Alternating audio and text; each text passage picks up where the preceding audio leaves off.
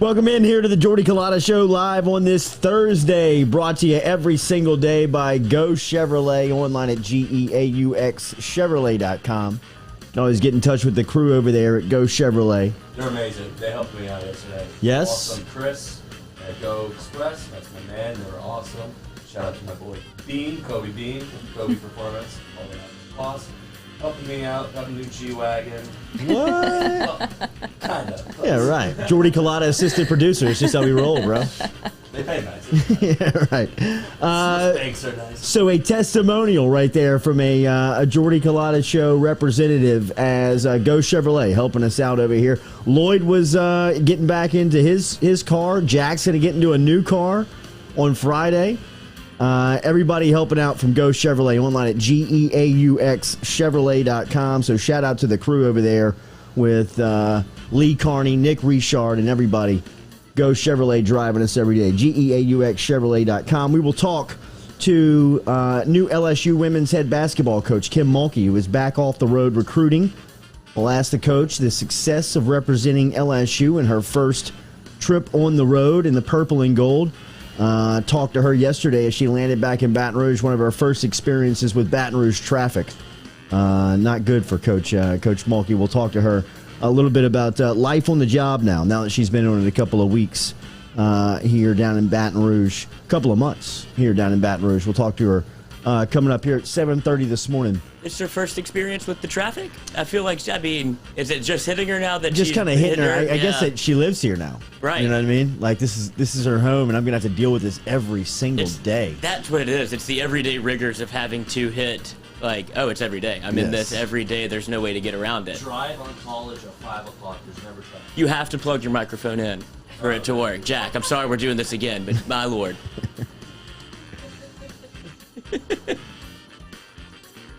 All right, so we'll talk to Kim Mulkey at 7:30 this morning. Oh, my bad, I'm saying something. And at 8:30, we're supposed to be joined by Adam Miller, who is LSU basketball gold medalist, and looks like he's a softball dog after a couple of team building functions the other day by the LSU basketball team. Lefty all around. Ace Wolf, bro. Hell of a cut. Jay Johnson. Are we watching? Yeah, right. Speaking of Jay Johnson, it seems like the rest of the crew is getting filled out here. The rest of the staff is going to be filled out here as Kendall, our guy, Kendall Rogers over at D1 Baseball was reporting that Jay Johnson has completed his coaching staff at LSU. He has hired Mark Wanaka as his volunteer assistant. Wanaka will assist with LSU's offense, where he has spent the last 6 seasons over at Arizona doing that same role with Jay Johnson and his crew. So it looks like Coach Johnson is filling out his staff here in Baton Rouge as he's got his volunteer assistant, Mark Wanaka, to join the staff in Baton Rouge. So starting to fill out. And look, anytime you see the numbers, the offensive numbers that Arizona's put out, any type of help that Coach Johnson has gotten around that part of the game will be obviously welcomed here in Baton Rouge. And it looks like Mark Wanaka had a big piece of what was happening for Arizona offensively. Pretty easy sell. Hey, you want to coach Jacob Berry, Trey Morgan, Dylan Cruz, Gavin Dugas? Cade Doty. Yeah, I think I can teach him to hit. Did he play somewhere? Did he play baseball somewhere? Jay Johnson? No, Mark Wanaka. Oh, I don't know that. Okay. Jay Johnson said I averaged 9 rushing yards. Yeah, his senior year, bro. Just casually. 5'7" running back. I mean, Coach's son having to go out there and tote the rock. You know that was a tough ride home if your time is like, why don't you get a little tougher? 9 yards of carry, imagine, bro. That's like not even Chris Johnson like. How many touches was he getting? I mean, at 9 yards of carry, I'm feeding the beast. Right? I mean, how old is he? He's 43? Yes. 44, so he's 3-4 years older than me, which means he was in high school in the mid-90s. I mean, that's I formation. Pound it. I mean, just ground and pound, bro. There was nobody running spread offenses in that part of in that part of football. And if you got a guy that's averaging 9 yards per carry, I mean, he's probably touching it 35 times a game. And we're just rolling here. Yeah, right. And spoiler alert, he's going to play college baseball. Right. So Jay Johnson's staff filling out over with LSU baseball. Remember, daily, our coffee is presented by Majestic Coffee, locally brewed down here in South Louisiana. DeliciousSips.com and True Blue Water every single day. You can catch them online at True Blue Water, TRUBluewater.com. They are the official water here of the Jordy Culotta Show. New gear with the purple and gold rolling out yesterday for football season, so you can get over to jordy.itemwater.com to pick up your latest gear, or just go online to jordyculottashow.com. Katie's got a hat on. You can turn that into purple and gold if you want once you log online to the online store. Good work. We need to talk. Said American market's trash. Yeah, we can get there, bro. That's not cool, man. I have danced this dance many a times, and I know that this is in my corner? Unpopular opinion here. I told David you said that last night, and he was like, "I'll get in the car right now." He wants to and fight. to Am-Mark. Yeah, no, I know. There's a lot of old schoolers that want to fight on the matter, but Old schoolers. Michael Clayton says it's the best sandwich he's ever had. It's in the building. Cajun turkey. When did, Can you get a better rep than Michael Clayton at his peak of his powers saying, "I can only go to one place, and that's Am-Mark"? Name, image, and likeness would have blown up. This was his sophomore year in college when they have him quoted in saying that. They say they have the same with Josh Reed. If you go over to Inga's, That's more. Why are you if you so go mad over to about Inga's, Am-Mark? I'm not mad. I'm not mad about it at all. But I just think I think it's a very easy debate. Okay. I mean, when we were freshmen and sophomores in college, when we were even freshmen in high school, A.M. Mart was the spot, right? I mean, you had a little change in your pocket. You could go in there and get a sandwich, chips, a drink for $7, right? I mean, it was awesome. Once you got past the sophomore year to me, I mean, and you experienced Inga's, it was a little bit more of a mature palate. You know what I mean? You're Quincy Wiggins. And if you are, speaking of Quincy Wiggins, talked to him last night. He's coming in studio next week. Oh, we're going to wrap We're gonna have our chance to make it. Yes. Yes, no, I'm not. Stop you. I'm not.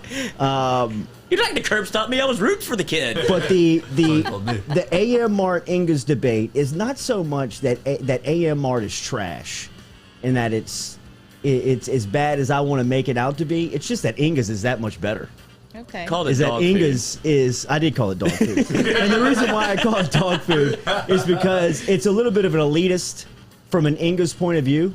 Since I've crossed over and gone to Inga's full time, I don't go back to A.M. Mart because I do consider the $7 sandwich and the $7 experience just kind of very freshman, bro. Just kind of very immature, very sophomoric. You know what I mean? And if you still like Noah, to me, is in A.M. Mart's prime. Right? I mean, you trash. you could put dog crap on a bun and Noah would get 2 with cheese. You know what I mean? With a side of fries. I mean, the guy would eat anything that you put in front of his face, which means to me that he doesn't even respect the A.M. Mart Inga's debate. He can't even defend Right? He wouldn't even know. Kelly No, he's just said sitting over there stop giggling and saying laughing. Because he knows Right? it's true. It's, My problem that what you're doing right now is you're going to corrupt the youth. We have a Lil J out there, and he's going to grow up thinking that Am-Mart's trash. no, Little J is Team Inga's all the way. That's what I'm saying. You're corrupting the He's youth. been eating Inga since he was 3. Right?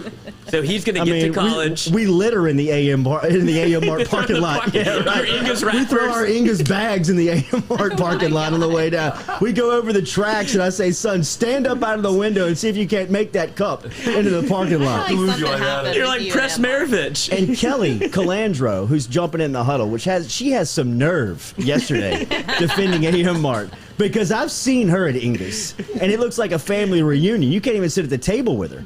I mean, she loves Inga's. She's doubling up. She's getting orders to go at Inga's when we go there. I've never heard her utter a word about A.M. Mart until yesterday. She got into the debate. A.M. Mart.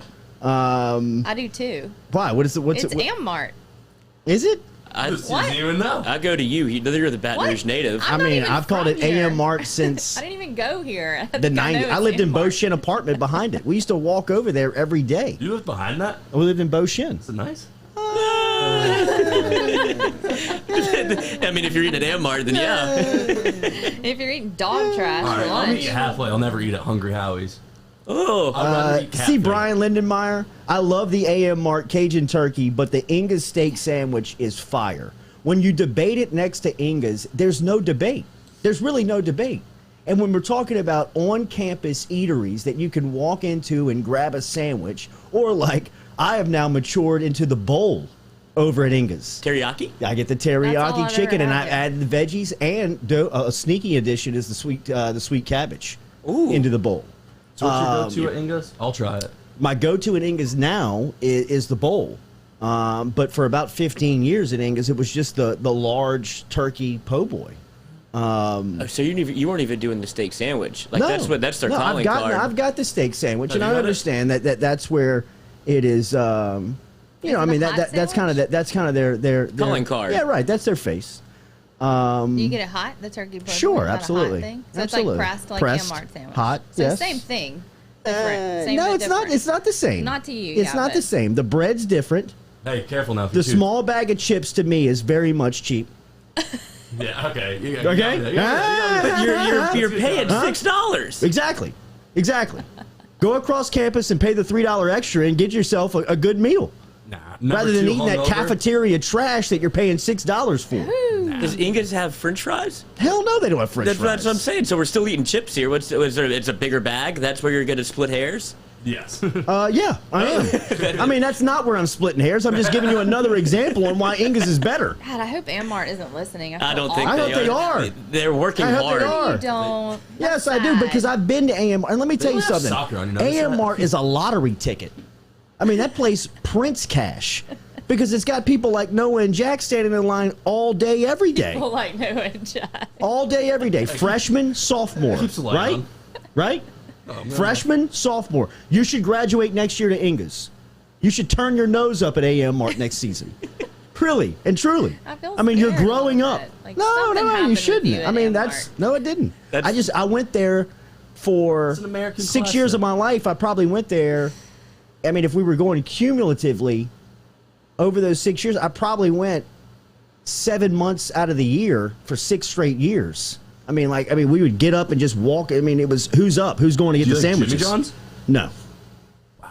Bold. Drew Brees. Into an Italian, Drew man. Brees turned me off of Jimmy John's. though. Really? Yes. Just because How? he's affiliated Just with it? because he endorses everything that has a heartbeat. Yeah, that's true. You know what Get I him mean? on here. It just got me. No, I don't want him on the show because he gives you the questions that you have to ask him. What if he endorsed Inga's? Then what would you Really? do? It'd be tough, but I'd stay with Ingus. Okay. But he wouldn't do that. It's too small town. It's not commercial enough. We get Jameis Winston. And I'm not talking trash about Brandon Landry and Walk-Ons. I love the product. But outside that of anything that Breeze endorses, I'm out of. I mean, it just. I'm wondering if this is a Baton Rouge thing, where because you grew up here for so long, because this is what happened when I ran into, when I moved here for college, everybody that is from Baton Rouge would either shit on Cane's or they loved Cane's. Mm-hmm. And then I would ask, well, Cane's is good. They'd be like, well, I grew up eating it. I've had it too many times. It's like, well, the food is still good, then it's a you problem. Mm-hmm. So I'm wondering if this is a Jordy problem, to where he had Mart too many Yeah. times, and now he's convinced himself he's transitioned to what is Yeah. essentially the same sandwich. Too No, much it's Am. not the same. It's not the same. The Walk-on bread's analysis. totally different. And the bread to me makes a sandwich. Okay. Yeah. I think I was going to say the bread at Mart is what makes it so good. Well, It's I pressed. mean, I need to when's have the an last time Ingus. you've had Ingus? It's been a minute. I It don't, has? you know me and the carbs. Right. We don't get along. Right. But I may do it. I They have may. bowls. They have Yeah, well, they got bowls. rice in them. Yeah, they do have rice. Go brown rice. Brown rice. I know how you pay attention to your I physique do. right now, buddy. Exactly. It's pool season. There's a chance of a beach trip at the end of this Hot one month. summer. Brown rice. Brown Just get the rice. brown rice. Scoop half of it out. Go light on the teriyaki. Yeah. A little more I protein mean, in there. yeah, right. I mean, add the sweet cabbage. Well, you can't get that at AM Mart, right? Because they specialize in sandwiches. This is the debate. Right. It's not. They also sell deodorant and The liquor. women's douche on on aisle Really? 6. You know what I mean? I've never Like been you're there. you're in a quasi grocery store on the corner of It's Nicholson and amazing. Dalrymple. Exactly. Freshmen, sophomores, bro. Graduate to Inga's and let me know if you ever go back. I bought so much liquor there when I was Yes, 19 you did. years old. Absolutely, you did. They looked at underage, flashing the fake ID, laughing at it as Now they you're just checked trying you to get out. them arrested. No, Right? no. No, arrest the me. ownership has changed over. Yes. It's turned over since then. But my fake ID that I had was like an actual fake of a real person, and on the back it says if you wear glasses or not. It's like, oh, not gonna wear your glasses today, and I was like, I haven't worn glasses a day in my life, and they looked at me and I looked at them and I was like, thank you. Right, exactly. I realized what Yeah. just happened here. But my money is green. Yeah, I've already paid. Yeah, that's right. Confidence you had with that fake ID. I gave it to a cop in Lafayette at Nighttown. It's like, it's me, I'm Brennan. Sure about that? And after 3 questions, it's not me, I'm not Brennan. I just walked away, just kept on moving. Look, I mean, we can do this all day. We can go round and round because I know that that this is a debate that, I mean, both sides are very passionate. Both sides are very convicted in their feelings. I've never But eaten I have switched over to Inga's, Team Inga's, a long time ago, and I feel like I'm the team captain of Inga's. We should do a blind taste test for you, and Yeah, you we pick should, which one's 'cause better. For who? I've never Yes. had M-Mart. Or Oh, you. really? I haven't No. had either of them. It's been You've presented never to had me, but either. I've never had it. I'm not in BR. Yeah, he's out in Central. Put it on the We don't poll. have We'll put it on the poll. Noah Inga's- would No, be do a blind taste Noah would test be for a these great two. blind taste test. Yeah, he Well, gets 2 free meals. He would be stoked. Yeah. Does Katie have taste buds? No. I'm saying for Thank you, both Dad. of them. For both of them. Yeah. Yes. Put it on the poll on the Twitter. Two. Tomorrow. Tomorrow? We're bringing them in. Okay. For both of them, we're going blind Number taste 2 test. Oh, what's the sandwich? Just turkey? Cajun turkey? I mean, I Gotta guess be that Cajun Cajun turkey, turkey. and then Steak one? could I mean no, no, you can't you have do that. to. Yeah, you can't. You can't. Yeah. So you have to get the same sandwich. I think they both have Cajun turkey, which is plays right into the M-Mart hand because that's their staple. So I think that's what you have to do, though, or you just get a club sandwich, whatever. But the playing field has to be even. Sure. We'll do that. Okay. All right. Might have to do it this afternoon to Content creators. to get the hot sandwich. Yes. You don't want to let it sit overnight. I don't want to keep talking about this. What I do is I take my M-Mart home and put it on a cast iron skillet. Ooh. Turkey side down, get that turkey a little hot because they toast it a little bit. It can get you better. Yeah, it's a little life hack. Starting to come out. Little life hack. They don't Truth's taste starting it. to come out. When's the last time you reheated a sandwich from Inga's over there, buddy? never had it. Yeah, that's right. That's exactly right.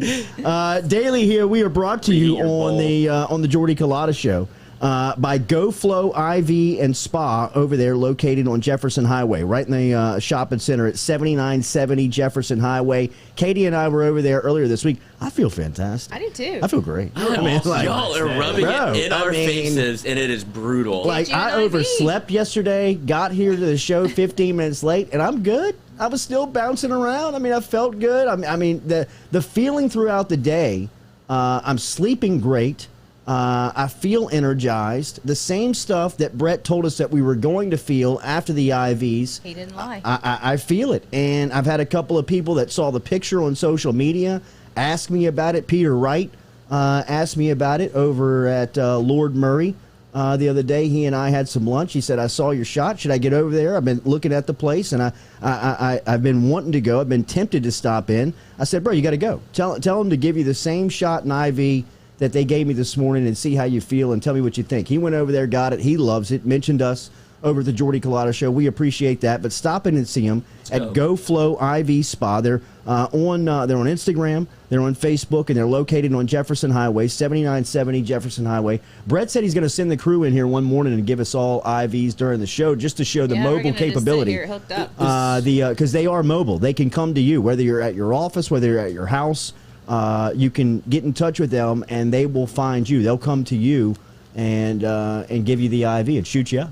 Shoot it up. Right. I was told when I got my IV, this was not with this sponsor, but whenever I got it for that wedding, that I'm a bleeder. She said, just look up. And I don't, wow. blood doesn't bother Boy. me at all. Like, right here. Yeah, but like that wouldn't make me like pass out or anything. I don't care. But she was like, it's a lot. And I was like, okay. Okay. But so I don't know about this. Well, we I'll got a take shot it. too, We so should- you're I don't definitely know. gonna Yeah, I don't know. A very vast, Shot in the 70s were a hard time. Took a shot took a shot in the hip and did the IV. So a lot of needles. Mine was the skinny shot. That's probably what you want too. Yeah. Since you're so worried about your figure. Lord, let's Yeah. do it, or let's Yeah. put as Yeah. many toxins in our body before to see the after effect. I'm talking like a Hell of an Four Loko, experiment. Black Yes. Mild. Yes, right. It's the opposite. So what the IV does is you get the IV before, then you go get housed, and then you're okay. So Really? that's what we did. Like I said Well, this performance yesterday. enhancer. Yeah, so we Blood did the doping. IV. A PED. Yeah, so we did the IV. That's what the bicyclists do with their blood. Look at Lloyd dancing on stage. He looks like he's on PEDs tonight. Right in the feet. More than you know, buddy. Give me that Yeah, tambourine. you just think it's the IV, don't you? This IV feels great. Kim Mulkey's coming up here in 12 minutes. We're going to talk to the coach about her success on the recruiting trail. I don't know how we're going to dance around the seventh grader about avant-garde question about the spelling bee champ. You can call her that. Can't we just say, like, Coach, did you see that there are great A Guinness World Record underclass holder. spellers in the state? Do you pay attention to that? I mean, do you even recruit that type of athlete? So maybe we can see how creative we can be on slipping in a question there to the coach who's stopping by, getting off the recruiting trail, back in Baton Rouge, on the fundraising tour as well. I expect the new offices over at the basketball facility to be breaking ground before the season starts, before maybe even school gets into session. After the work that Coach Mulkey's been doing, would that consist of, like on the fundraising weight room? Yeah, it's going to be a weight room, and coaches' offices are first on the priority list. So no more lazy boy for Will Wade in the locker room. That's right. No more camping out in the locker room for Wade and his staff, and then walking across the street after practice is wrapped up, or walking across the street to get to practice and get to his guys for one-on-one workouts and shoot-arounds and anything that may be happening the VCU in the practice facility. You told me to look it up, and that VCU practice facility is actually unreal. Well, he designed it. He didn't solely design it, but he had very much a part in the process of the design there. That was Shaka Smart, Will Wade, staff, and the architect group that put that together. But I mean, Wade has seen the top basketball facilities in the country. He knows how they function. He knows how they operate.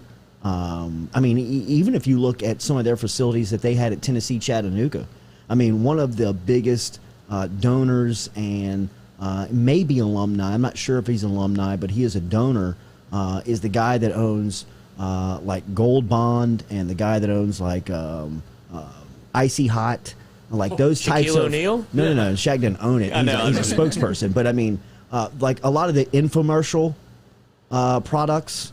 Like that guy originates in Chattanooga, and Tennessee Chattanooga had some outstanding facilities that Wade was able to fundraise and get a lot of the money from a big money guy like him, and put together a facility that's just very functional. Where it's a lot like LSU football. I mean, think about the LSU football team, or think about an LSU football player. Mm-hmm. Once he gets to the facility, he's never got to leave. He never has to leave. I mean, he can get everything done from his training to film watching to rehab to eating in the nutrition center to working out to one-on-one meetings with coaches to team meetings with the rest of the squad. All of that can happen under one roof. And that's essentially what the LSU basketball program is looking to accomplish with their state-of-the-art practice facility. I mean, the practice facility is beautiful. Yeah, you can. There's room to expand.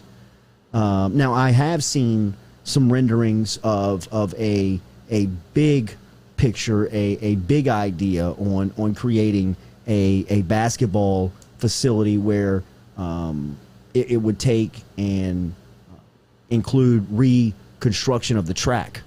Yeah, I've been hearing about that. Like, they need to do something with the track. Well, they need to really do something with the field house, which would allow you to do something with the track.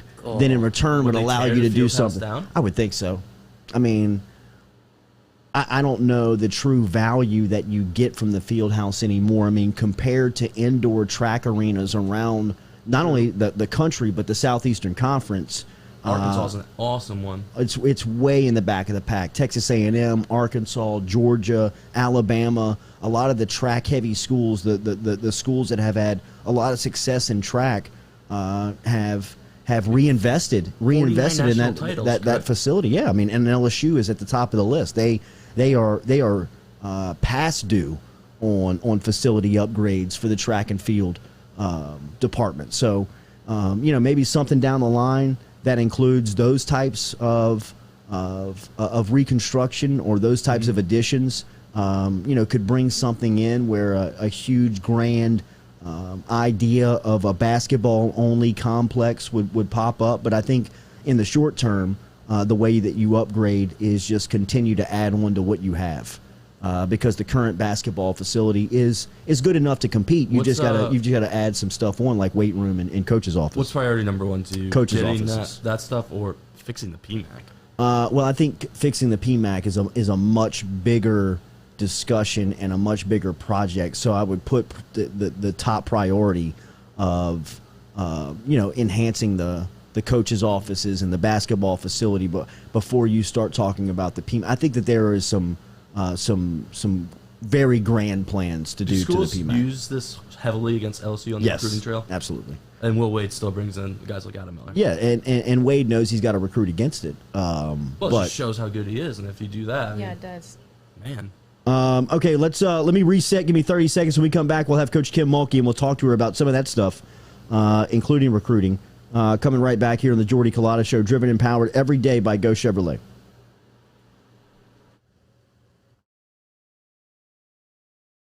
Are you self-employed? Then you need to learn about Angel Oak's Home Loans Bank Statement program that they're offering, which makes you eligible as a self-employed borrower to purchase or refinance a home without requiring a tax return. If you want to learn more, get in touch with me. Email me, jordy@jordyculotta.show.com, to learn about the bank statement loan program offered by Angel Oak. jordy@jordyculotta.show.com to learn more.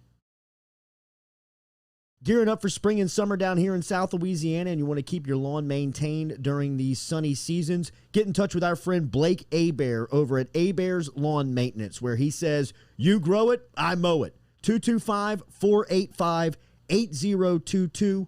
225-485-8022 is where you can find Abear's Lawn and Maintenance, the official lawn and maintenance company of the undisclosed location.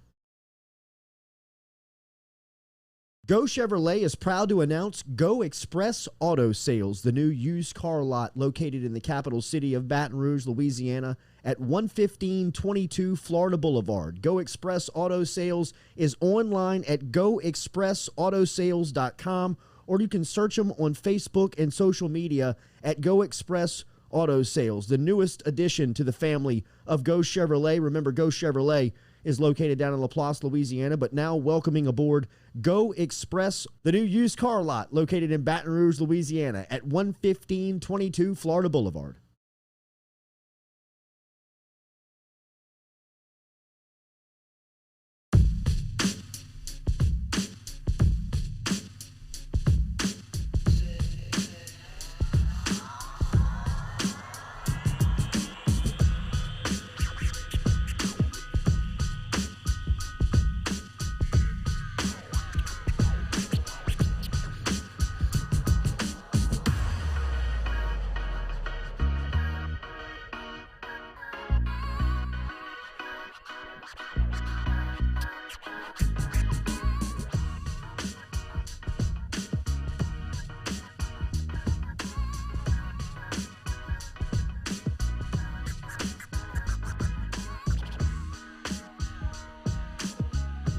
Welcome back in here to the Jordy Culotta Show, presented by Go Chevrolet. It has been a minute since we have talked to our head basketball coach down here in Baton Rouge now, which is very cool to say, as Coach Kim Mulkey has been on the job now for a couple of months here, and over about 6 weeks, and is just getting off the recruiting trail for the first time, getting back into Baton Rouge and experiencing some of that 225 traffic as she landed back down in Baton Rouge last week, but it's been very active as she's been on the recruiting trail, and she's now with us here on the Jordy Culotta Show.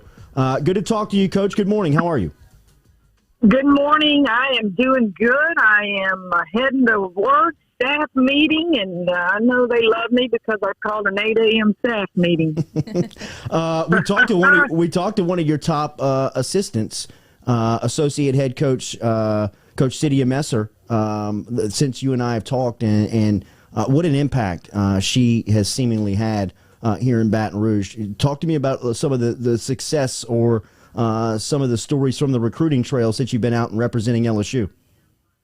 Jordy, I don't take the LSU job unless I can convince my staff to come with me. And really all but one. Of course, my daughter, she just had a baby, and she's been on my staff, but she won't come because of having the baby. But if that staff that I have in place doesn't come, I don't take the job. There's only so much a head coach can do, and you have to have those guys that get the job done for you. Cydia Messer played at Arkansas, so she's familiar with the SEC. She took Gary Blair, who was the coach at Arkansas, who's now at Texas A&M, who ironically was the assistant coach when I was at Louisiana Tech. She took him to Arkansas. I think I'm safe in saying this, their first Final Four. She's from Waldo, Arkansas. I recruited her out of high school, and so I guess you can say I'm pretty hard-headed. I didn't succeed the first time in getting her to Louisiana Tech, so I succeeded the second time in getting her to come work for me at Baylor and now at LSU. And what a tremendous hire for us. Just pleasant, happy, beautiful smile, personable. And Satia is an asset, as all my coaches will be and are for, the Baton Rouge community and LSU. Coach, what has the return been in the sales pitch of LSU now that you're representing the Tigers? It's been such a long time since you represented anybody but Baylor out on the recruiting trail. What's it like now since you've got the purple and gold on, and how's the message being received? Well, that's hard to tell right now because when we're out now, it's an evaluation period. What we're doing is sitting in gyms from daylight until dark. And people, play. And we watch these young ladies play all over the country. They're certified events, so we're spread out. Sometimes we're at the same event because we want a young lady to see multiple coaches from LSU there. We're also out there trying to find young, new talent that maybe we didn't even know about at Baylor. So we're not able to talk to them. All we're able to do is sit and evaluate. So when we make phone calls, which we are able to do once we get off the, recruiting trail or the evaluation period is over, we can call those seniors and just gauge their interest. And I can tell you right now, we feel very good about where we sit with some kids. But guys, you know this, recruiting is the lifeblood of all programs, but gosh, it is the toughest because you get your heart broken, and nobody likes to do that, but you have to remain, persistent and pick yourself back up and try to bring talent in here that puts a good product on the floor that we're all proud of. I don't want to get you in any trouble here, but did you see that Louisiana produces very good spellers as eighth graders? I don't know if you saw that. Let me tell you, I don't watch a lot of TV. I don't do a lot of social media. But, yes, I have great assistant coaches. I'll leave it at that. You also have a son right now that is ripping up AAA, and we started to pay attention to this and really start to pay attention since the Hall of Fame enshrinement when he missed a game and then came on the morning after that and talked about how cool the night was, meeting Michael Jordan and seeing the room and all that stuff. But then he talked about the scenario of his coach putting him up to bat in the bottom of the ninth with 2 on and down by 3, and he comes through and hits one to the gap onto the wall. And since then, he's been on fire. He looks like a big leaguer. He feels like a big leaguer, and he's probably the best player in AAA. And I know that you had a chance to run into your son, Kramer Robertson, while you were out on the recruiting trail over the last couple of weeks. Where's his head at right now? Well, I don't know. I can be a coach and a mom, too. I don't know that he's the best player in AAA. What I can tell you is I monitor as much as I can the Cardinals, which is the AAA Redbirds, and I watch what he does, obviously. He has been on fire and playing extremely good basketball for well over a month now. And if you follow baseball, you have to know that it takes the right opportunity, and he's ready. I can tell you, I'm watching guys play in the major leagues that he played against in college, that he played against in the minor leagues. Kramer he really is ready, and he just needs an opportunity. And what makes you ready? It's a maturity about you. I think his profile has changed, Jordy. A lot of people, and I'll say this as a coach, a lot of people make the mistake of giving young athletes the eye test. They look at his size and they don't, even Coach Maneri tried to make him a scrappy type player. That's not Kramer's game. He has pop in his bat for a little fella. And he leads the AAA team. He's tied with home runs. Now think about that. Tied for home runs, and you're 5'9", about 170 pounds, wringing wet. He leads them in doubles. He leads them in RBIs. OBP and OPS, I have learned, are the big things now, not batting average. But if you just look at his offensive stats, I think his profile has changed quite a bit from, that great defensive, spectacular defensive player or that hustle player and all that. I think pro ball suits his mentality, and he just needs an opportunity. And you don't want an opportunity and say, well, it's when somebody above you gets injured or gets traded. But the truth is, that's how you get your opportunity. And he'll keep doing what he does. He's a coach, a son of a coach, and he'll get frustrated, but he won't ever get down or depressed or anything like that. He's fighting to try to get there. Yeah. And if you look up the stats of the Redbirds and go look at the entire team, I mean, Kramer he's almost lapping some of the people. I mean, he is playing his ass off right now and deserves a shot. Coach Kim Mulkey joining us here on the Jordy Culotta Show. Have you had a chance to meet the new baseball coach, Coach Jay Johnson? And if so, what's some of the feedback after meeting Paul Maneri's successor? Well, Jordy, I called him and left him a voicemail message, and he called me back quickly and just seemed so happy. And he said he wanted to pick my brain when he got here. And I said, well, we may pick each other's brain because we're both new. And while I am familiar with Louisiana, I think we both have a lot to learn about LSU, and I look forward to meeting him. I was just reading in the paper this morning, he has to deal with a lot of things that we don't have to, and that's the draft. Yeah. And I saw where, 3 of his players came back, or, Coach Maneri's players came back, and that is a good thing. Just as I have 3 seniors coming back from the previous staff, it gives you a little stability, and those kids can be good leaders, not just for their team, but for those of us who are new on the coaching staff.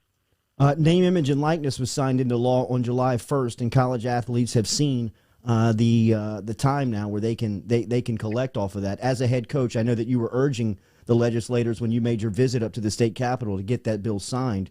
How have you seen it affect your team, and what do you anticipate the effect it having on the game and the sport? Well, I think on the women's side in all sports, it's certainly not going to be as prevalent as it is in men's basketball or in football especially. You will see it. Jordy, as a coach, initially I didn't know what to make of it. I didn't know if I liked it or not. But then, just as the transfer portal is here to stay, you realize that this is going to pass. It's going to happen. So you need to embrace it and not let that be held against you in recruiting. So I thought LSU was ahead of everybody else when they put out the message.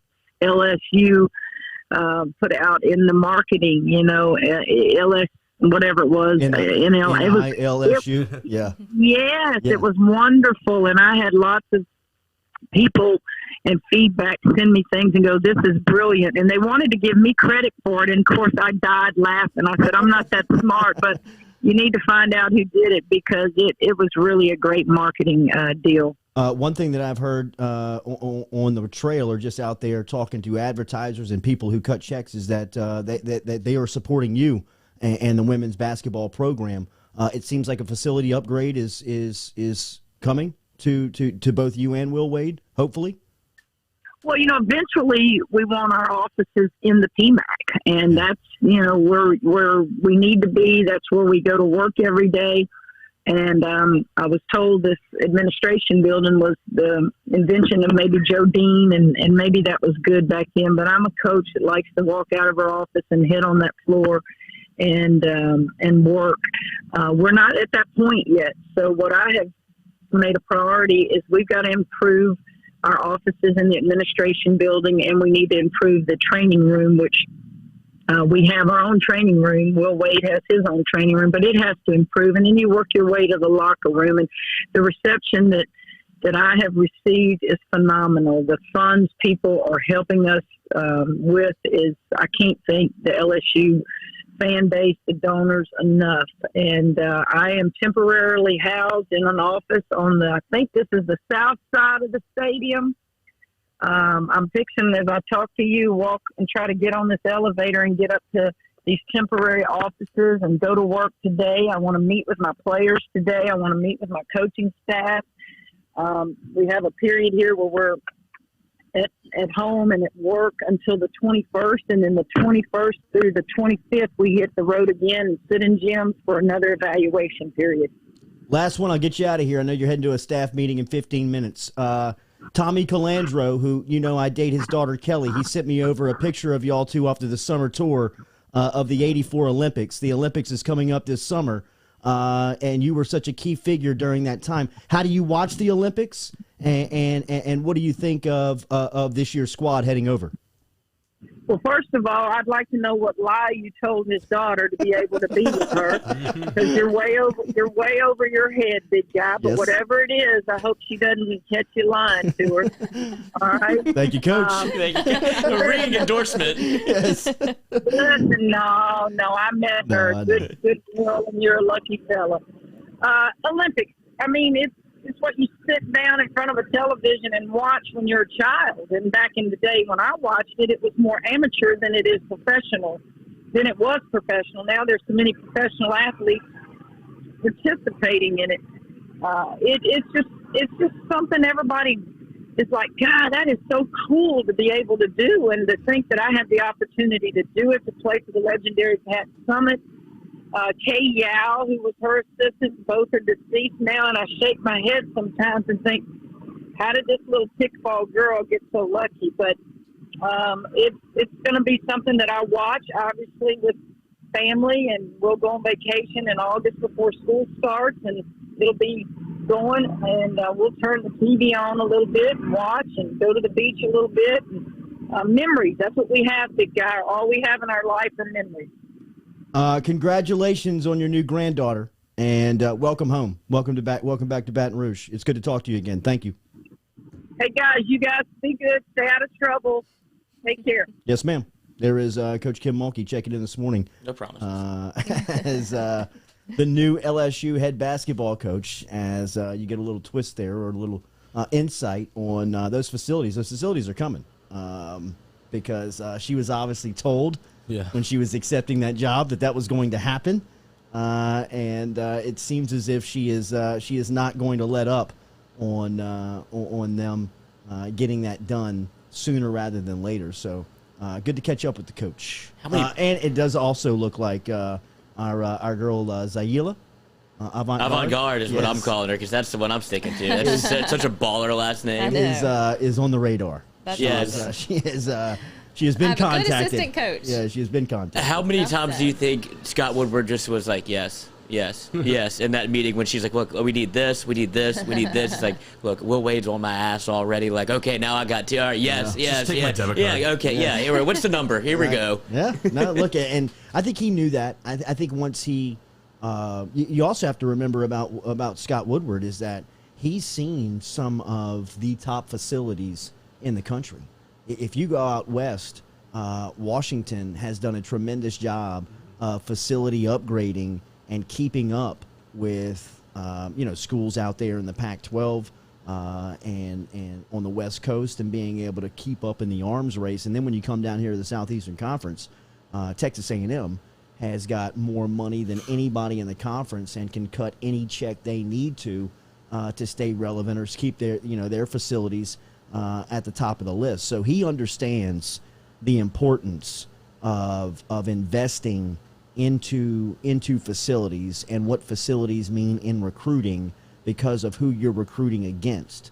And if you're going to cut the check and make the pitch to Kim Mulkey, then you've got to be prepared to support her. And when she comes in, she has expectations of what she needs at her disposal and needs to be able to reference to win championships. And like she said, when she was introduced here in Baton Rouge, the only reason why she's here and the only reason why she's still in it is to play for championships. That's the only reason that keeps her motivated. And LSU is going to comply with that. I mean, they are going to give her whatever she needs to be competitive at a national level where they can contend for championships every season. And I think that, Will Wade has got that cachet where he's got the voice and has the vision and has been pounding the desk for over 3 years of the needed upgrades, but obviously his program and his name, has been in some mud throughout those days, and hopefully brighter days and sunshine ahead. But that's kind of been. I think that's probably been the ability to excuse that not getting it done is because of just look. There's been some things that have taken higher priority. You see Baylor. Well, Baylor has a brand new stadium and complex coming. It's over $100 million. Right. So kind of have to. Two architects. Yeah, we got 2 architects on campus now. And she was behind that. She knows what that looks like. She knows what it's supposed to look like, and she's won 3. She's won 3 of them, bro. She's what she says is gospel. Exactly. Yeah. She's the top of the sport. She's one of the top voices in women's college basketball. She's one of the top voices in college athletics. And when she speaks, people are going to listen. And when she speaks, Scott Woodward listens. I expect that to be done groundbreaking, at least before the season starts. I really do. Oh, really? I think that she's done enough to get financial support to show that, let's get this thing moving. Because the money's, it's not going to stop. You know what I mean? Right. This is a good investment. Right. The money's not going to stop coming to her. And what she's so dynamic in, and what with talking to some people around TAF and around the Alumni Association, groups and organizations that are tasked with raising money, right? That's their livelihood is fundraising, and they go to the biggest LSU donors, and they are constantly knocking on their door, sending them emails, leaving voicemails, text messaging, calling people in and around their organization or family. And what Kim Mulkey has brought in is new money. Yeah. She's brought in new names. She's brought in people that just support Kim Mulkey. People that not necessarily support LSU, but when she calls, the phone will be answered, and it almost has the feel of, it doesn't matter. What do you need? How much? Let me cut the check. And that's so strong. That is as strong as Jay Johnson showing up with Jacob Berry. You know what I mean? Like Jay Johnson can show up and say, you want me to whip it out on day one? You know what I mean? Like, you want me to show you what I'm packing? You want me to show you how I roll? Carry if you don't remember. Yeah, that's right. How about Jacob Berry? How about the freshman All-American, the best switch hitter I've ever seen, I've ever coached? He's coming to LSU. Kim Mulkey can do the same thing when she says, I got 2 fundraisers, I got 2 donors in Dallas that whenever I call, they're picking up the phone and they're cutting the check. Yeah, so how much do we need to get started on these offices? Need about $1.5 million. Here's $750,000 on the first day of the job. How big do you think the buzz can be? You saw it 2006 firsthand with the men's run. The women were good. How big can LSU be as a basketball school? LSU is going to support anything that wins. Mm-hmm. LSU's fan base is going to support anything that wins. The women's Sand Beach volleyball team was number 2 in the country last year, and they had 3,000 people sitting outside of the facility, tailgating, laying on blankets, hanging out, listening to music, watching them play. You ask anybody to give you the rules and regulations or how sand volleyball is scored, I guarantee you 85% of the population out there wouldn't have had a clue. But they know that they're winning and that they get purple and gold on. I was there when Simone was around, when LSU was winning. They were putting 13,000 in that place on the regular. Mm-hmm. Maybe not 13,000 on the regular, but you brought in competition, like, and Tennessee. You would brought every time, sold out, couldn't get a ticket. Rocking. And in conference play, it was supported, it was loud, and people were there, right? With a personality like Mulkey, with an ingredient of winning and getting local players while doing that, she'll be sold out by next midseason. She'll be playing in front of full capacity crowds within the year, just because she's relentless like that. She's not going to settle for anything else. Every time we talk, I'm always like, before we hang up, is there anything that I can do? Yet keep selling tickets. Keep raising the interest. That's what you can do for me. Yeah, good as You know for what the I mean? ticket department. You can do packages of key games of men and women. Yeah, right. I That's mean, huge. that's a great forward thinking understanding of you've got a product that people are interested in. They're not yet making the option to fully buy in, right? Like not everybody's saying, look, I got to get my football tickets, my parking pass, and I also have to get my, they're getting their baseball tickets too. And they're also, they're not saying I want my women's basketball and my men's basketball tickets, but they are saying I'll go check them out. I'll go to a couple of games. I mean, you give me some big games to choose from, and I'll be there. And that's what, Wade's not bowing down from anybody. You see his schedule. He's going to bring anybody in that'll play him. And she's got that same type of mentality. She'll go play you anywhere, or she'll bring you in here and play UConn. She'll play I want that to happen. everybody. Name it. I mean, Arizona is a top contender in the sport now. I mean, she's going to be playing anybody that can bring her interest, relevance, and she's going to put that on the floor. I mean, I think that, the LSU women's basketball program has never been in better hands. And I think everybody that is in charge of her understands that. The athletic director, the president of the university, the governor, people understand that they have arguably the best women's basketball coach in the country. And get out of the way and let her work. If she needs offices and she needs weight rooms, build her the damn offices in the weight rooms. You know what I mean? Especially if she's bringing in 3/4 of the fundraising.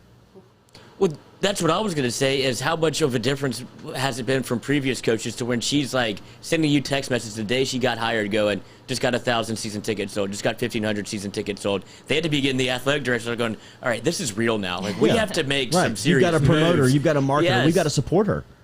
You've got to make sure that you've got the right personnel around her that can keep up, that can execute the things that she's talking about, that you can make the pitch when she brings you in front of non-LSU people and ask for money. I mean, the people that she's got don't care about Billy Cannon's Heisman or Joe Burrow's 2019 season. They want to know how they can help and support Kim Mulkey. And they want to know how they're going to see that dollar given back to them by respect to her. So, I mean, it's... she's tapped into markets that LSU's never touched before. never had access to. Right. Never even had the opportunity to get in the room. She gets you into rooms that you never even knew the address of. And that's a trickle down, right? Absolutely. Wouldn't you imagine if you get them in for basketball and they start seeing, right, I kind of like how LSU's run. You see the football stuff, baseball, bringing in. You talk about playing Arizona. Imagine introducing Jay Johnson against Arizona at the PMAC. Yes. Woof. Exactly. I mean, that's the stuff that needs to happen when you have marketers and promoters and people that can sell the program like Wade and Mulkey in the Maravich Center. We can make a hell of a video. Two master marketers, two master promoters. I mean, one thing that Wade does not do, we can criticize him on all levels and we can talk about whether or not he's good X and O or where he may fall short. But one thing he does not do is he does not turn down an opportunity to promote his program.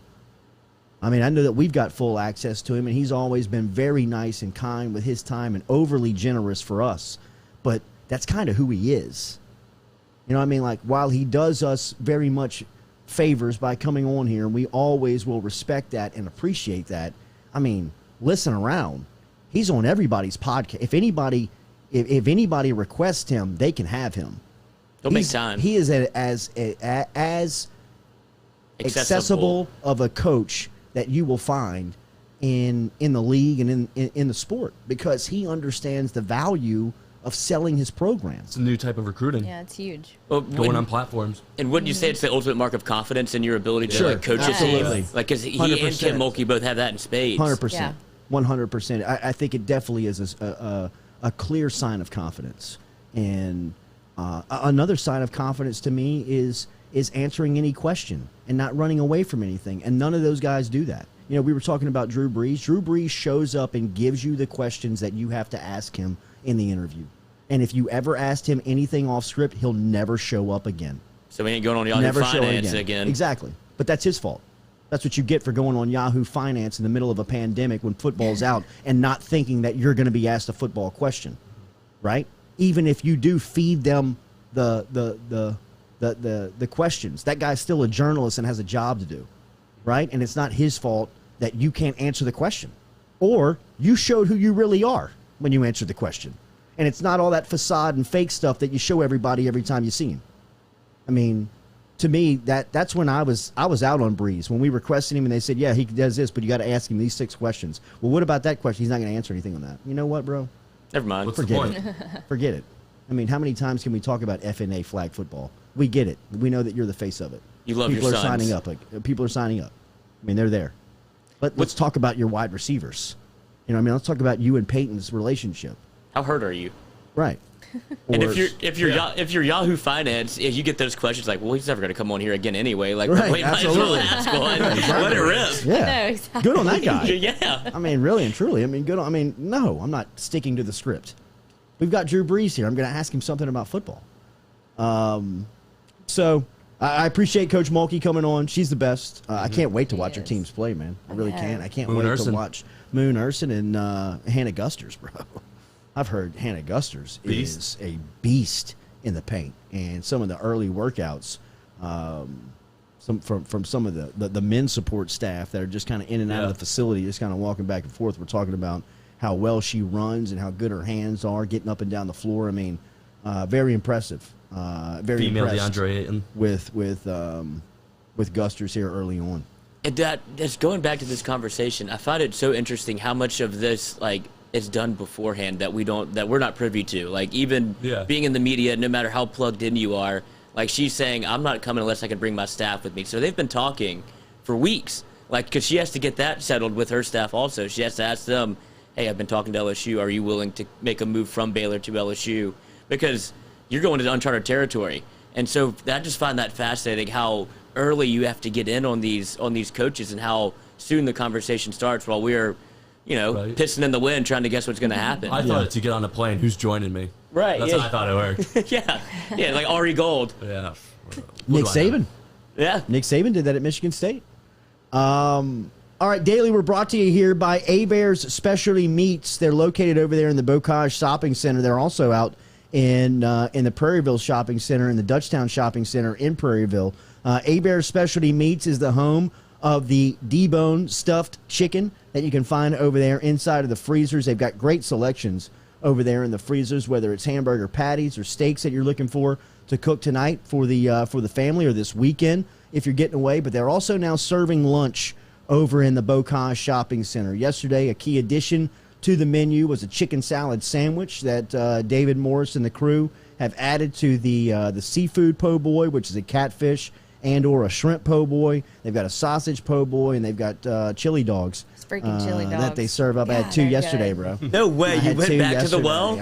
I can't get away He's from it. addicted. I mean, Yeah, isn't yeah. it like 2 dogs, a drink, and We'll chips for flush him out like later. Yes. $4.99? Is that right? It's I don't know the price on it. It's not over $8. It is not But expensive. it's 2 chili dogs, a homemade chili, which is that's the the rub. deal. That's the key. That's the deal, bro. And then you get the chips, and whatever chili falls off while you're eating, you scoop that up with the Zapp's regular chips, and I'm almost tempted to get one to go. You know what You're I mean? making a little That's Frito good. pie yourself. Yes. Oh, Yes. nice.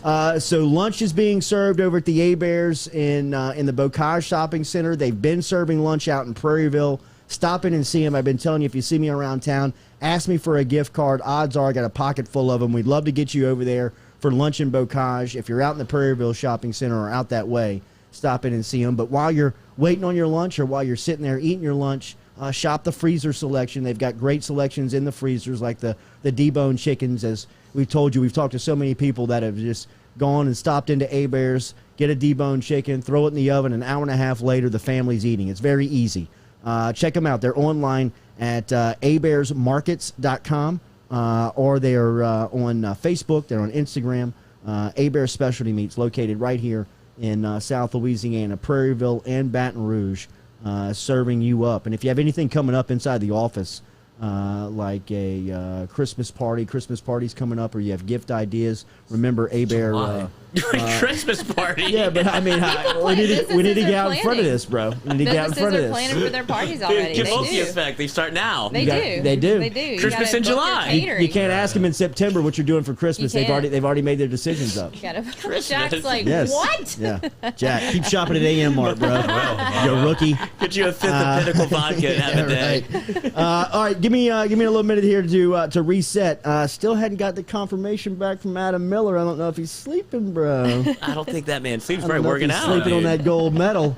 But Do you we bite will. You give it the taste test? No way, bro. What? No. That's Yeah, I what would. Yeah, you got to make sure it's real gold. You give it that Or if it's and chocolate. see if it bends. Yes. So weird. Do you wear it out?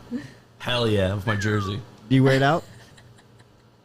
I mean, that night you wear you don't pull the. you give a 20-year-old a gold medal. What? I'd Alonzo imagine wore it's his not- home run derby one to the bar after he Hey, won. I Why kicked not? out. Why not? Yeah, he kicked it. Well, it was closing, Oh, well, that's I wouldn't that. talk to you if you showed up wearing a medal. What? but all right, there's Katie, it's 20 the others. exact opposite Yeah, of what right. you would do. A man shows I'd up be with like, a gold really? medal. Get in line. Show it to me later. Like, Oh, so you want the? I've got a gold medal at home. You're getting duped every which way. you want to come see my medal? What if I told you I had a gold medal back at my place? Would you believe me? Pictures? What's Uber? Right.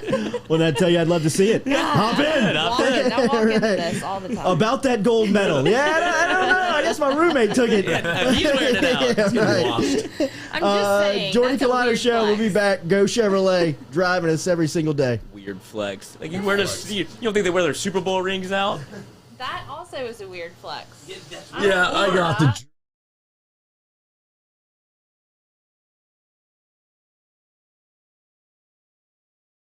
Are you self-employed?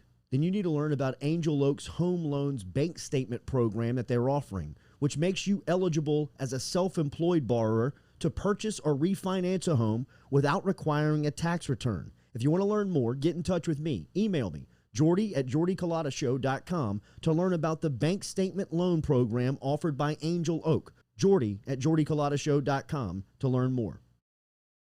Gearing up for spring and summer down here in South Louisiana, and you want to keep your lawn maintained during these sunny seasons, get in touch with our friend Blake Abear over at Abear's Lawn Maintenance, where he says, you grow it, I mow it. 225-485-8022.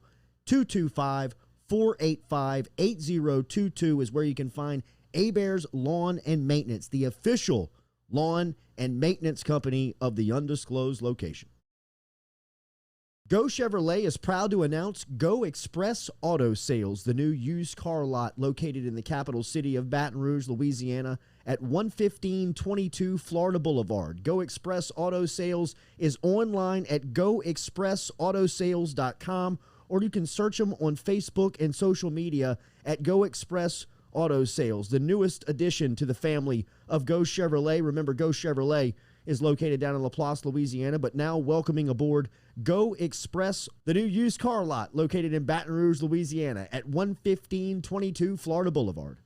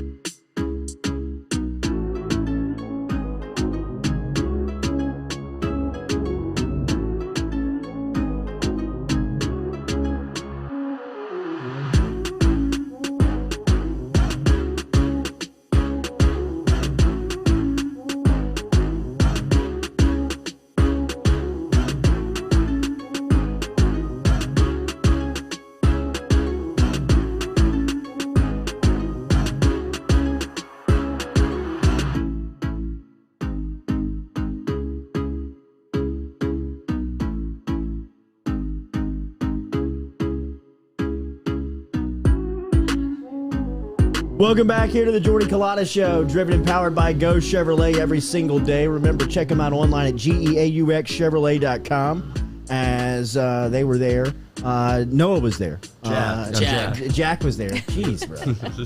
They look You're just still thinking alike. about Vinny Chase, aren't you? I am. Flustered by Vinny. He's downstairs. Been gone for 40 minutes. Where?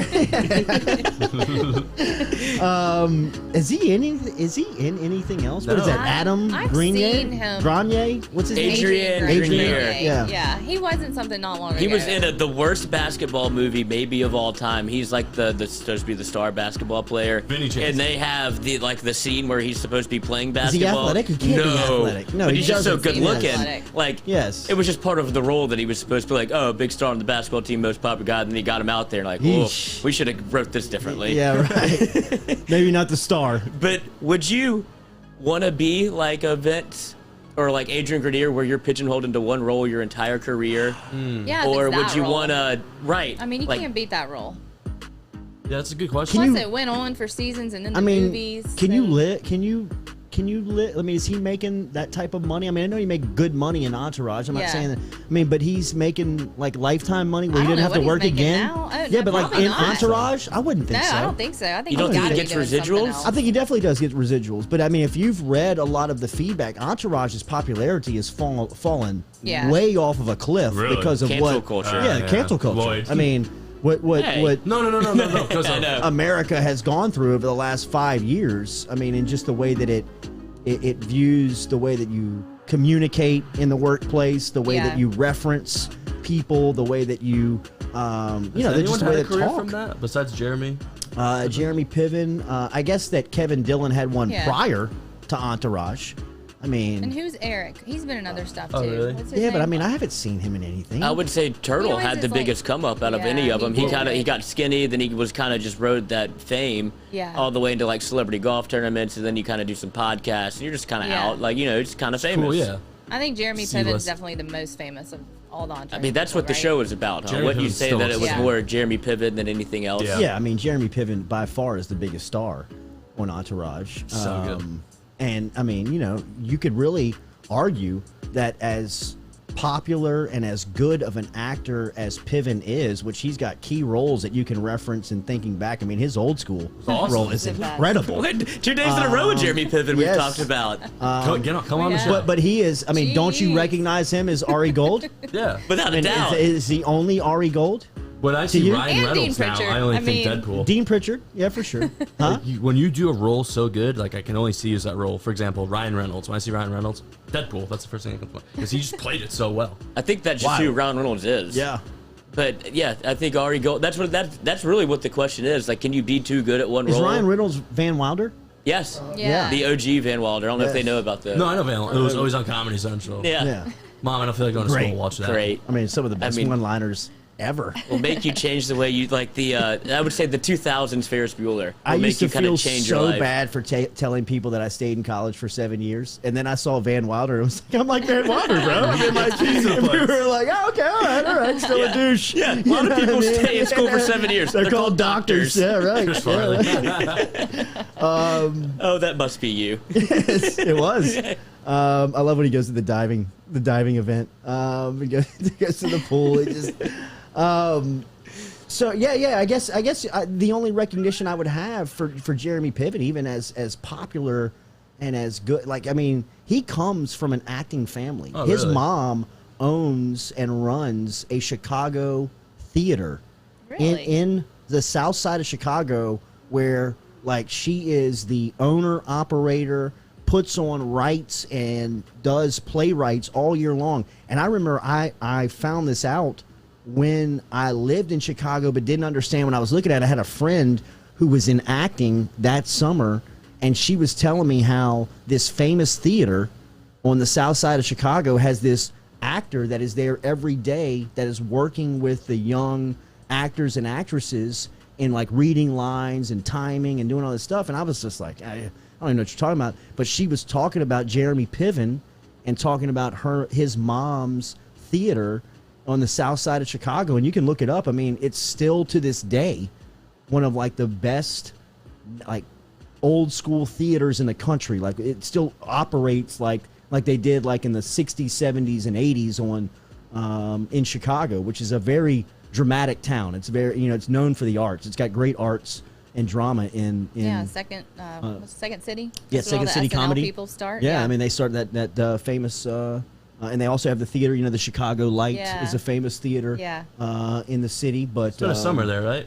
I spent a summer there and learned that summer, and then kind of, I guess, kind of but always remember when I'd see Jeremy Piven in roles, would think about that reference to him, just kind of being like, wow, he's a lifer. He's kind of a lifelong actor and was born into it. Like his mom and his dad both, kind of prepared him for this. Yes, kind of groomed him. Ooh, I would think the best one-role person, the guy who played Dwight Schrute. You can't see him in anything What else. did you just say? No, the best, your one role. I can only Say his see one name again. Dwight Schrute. Yeah, you said that northern twang came out for a second. Yeah. Throw peanut butter in the mouth. Yeah, right. Hey, gargling gravel over there, bro. All right, remember, daily, we're brought to you here by Falaya Real Estate, online at Falaya Real Estate. Our guy, Barrett Blondo.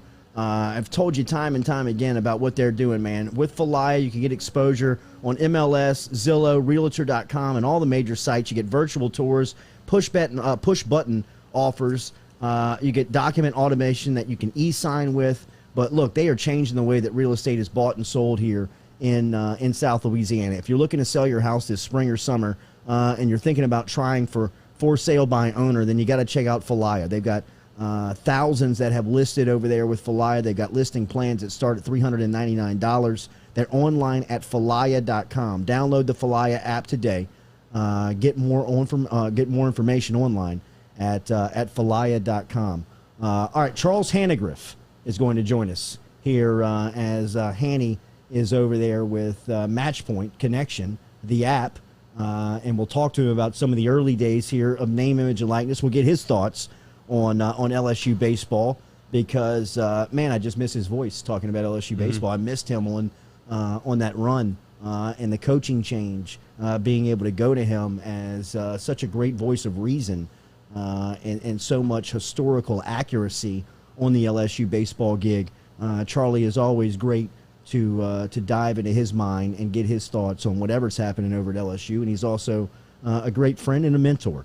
And now over at Matchpoint Connection, and we'll talk to him about that venture here next on the Jordy Culotta Show. What you got? Would you say Charlie is the most reliable to call and pick up the phone if you're doing even any sports radio show? He can talk about all of it, so he's never like, well, I'm not prepared. Absolutely. That's never the question.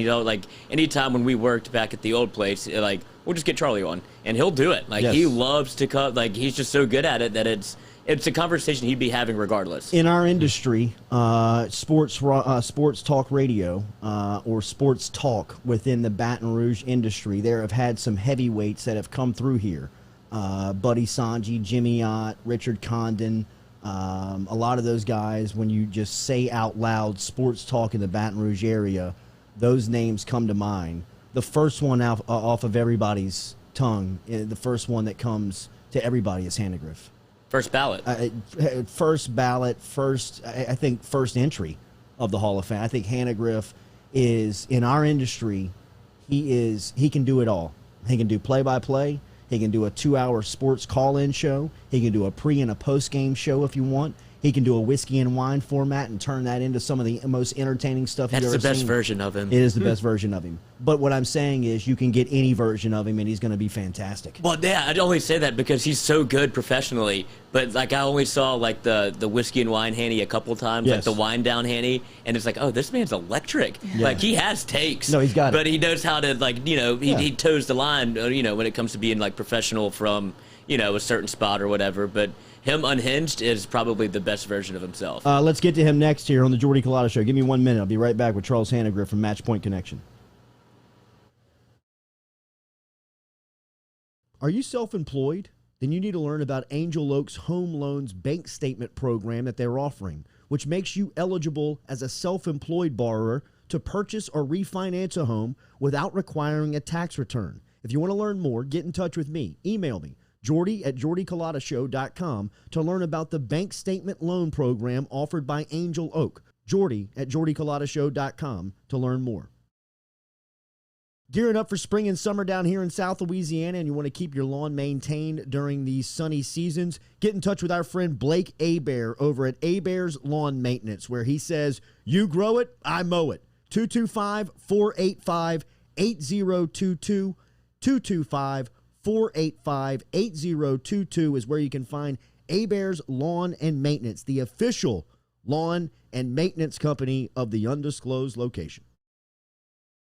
Go Chevrolet is proud to announce Go Express Auto Sales, the new used car lot located in the capital city of Baton Rouge, Louisiana, at 11522 Florida Boulevard. Go Express Auto Sales is online at goexpressautosales.com, or you can search them on Facebook and social media at Go Express Auto Sales, the newest addition to the family of Go Chevrolet. Remember, Go Chevrolet is located down in Laplace, Louisiana, but now welcoming aboard Go Express, the new used car lot located in Baton Rouge, Louisiana at 11522 Florida Boulevard.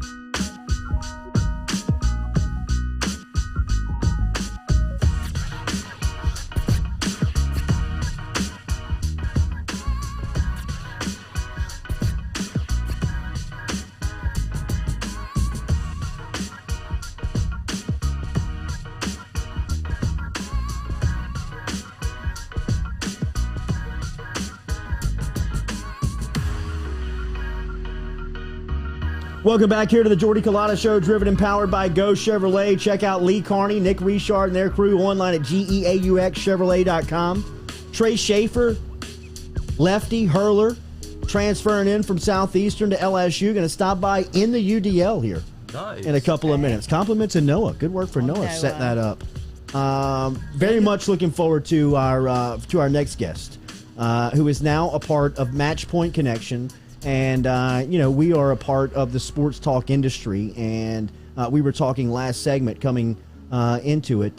This guy is a first ballot Hall of Famer, the heavyweight of the heavyweights, the top 1% of the 1% in our industry, and has left a void in the market as when we announced that Hanagriff was joining us this morning. The feedback inside of our Bunker app of so many people talking about how much they miss his voice, I think is evidence to show the impact that he made on sports talk listeners throughout the state of Louisiana, but now is a part of Match Point Connection, which seems to be the buzz within name, image, and likeness. Everybody is talking about Match Point Connection. We have talked to Jonathan Pixley. We have talked to Derek Stingley Sr.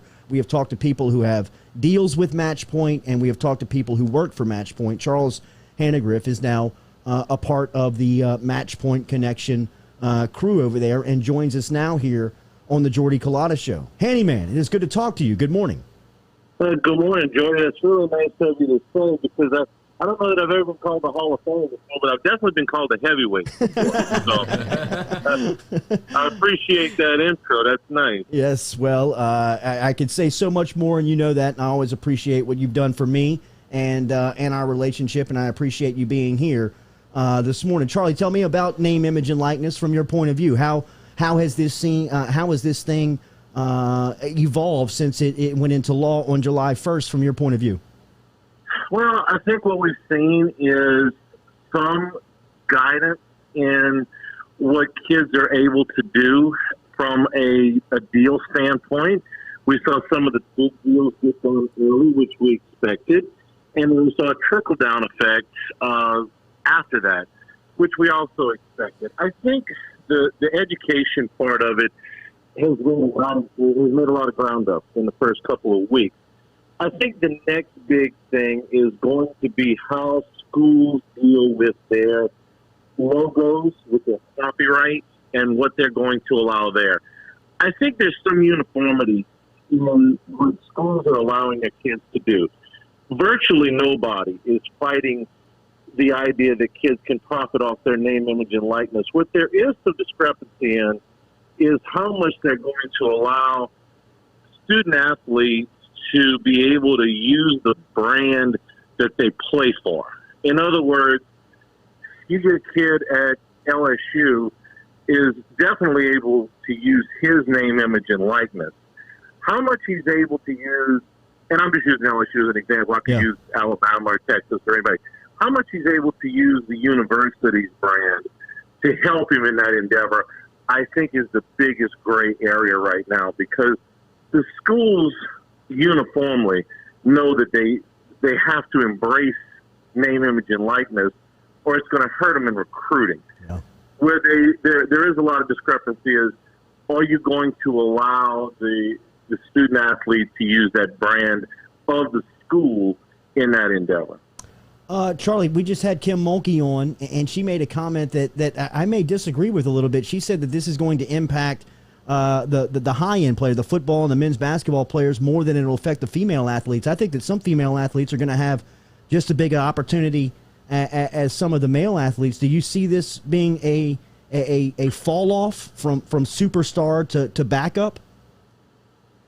I think the difference is that the superstars have always had some kind of opportunity, even before name, image, and likeness. I mean, we will agree that the top college football player has more off-the-field opportunities than the top women's basketball player, right? Yes, sir. The top women's basketball player in college has had, virtually none.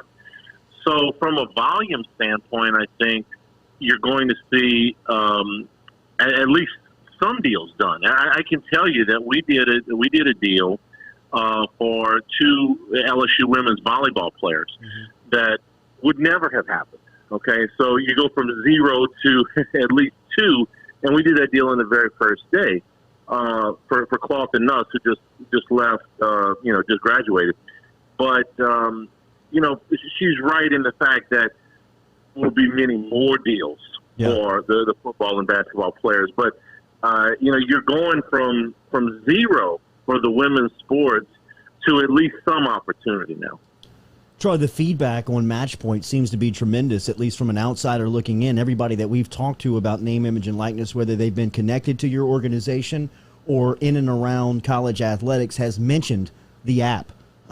Being on the inside of this thing, how big is this beast, and what's the anticipation on what you guys are growing into?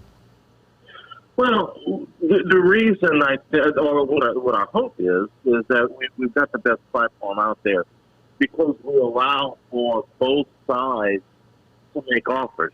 That's the uniqueness of our platform.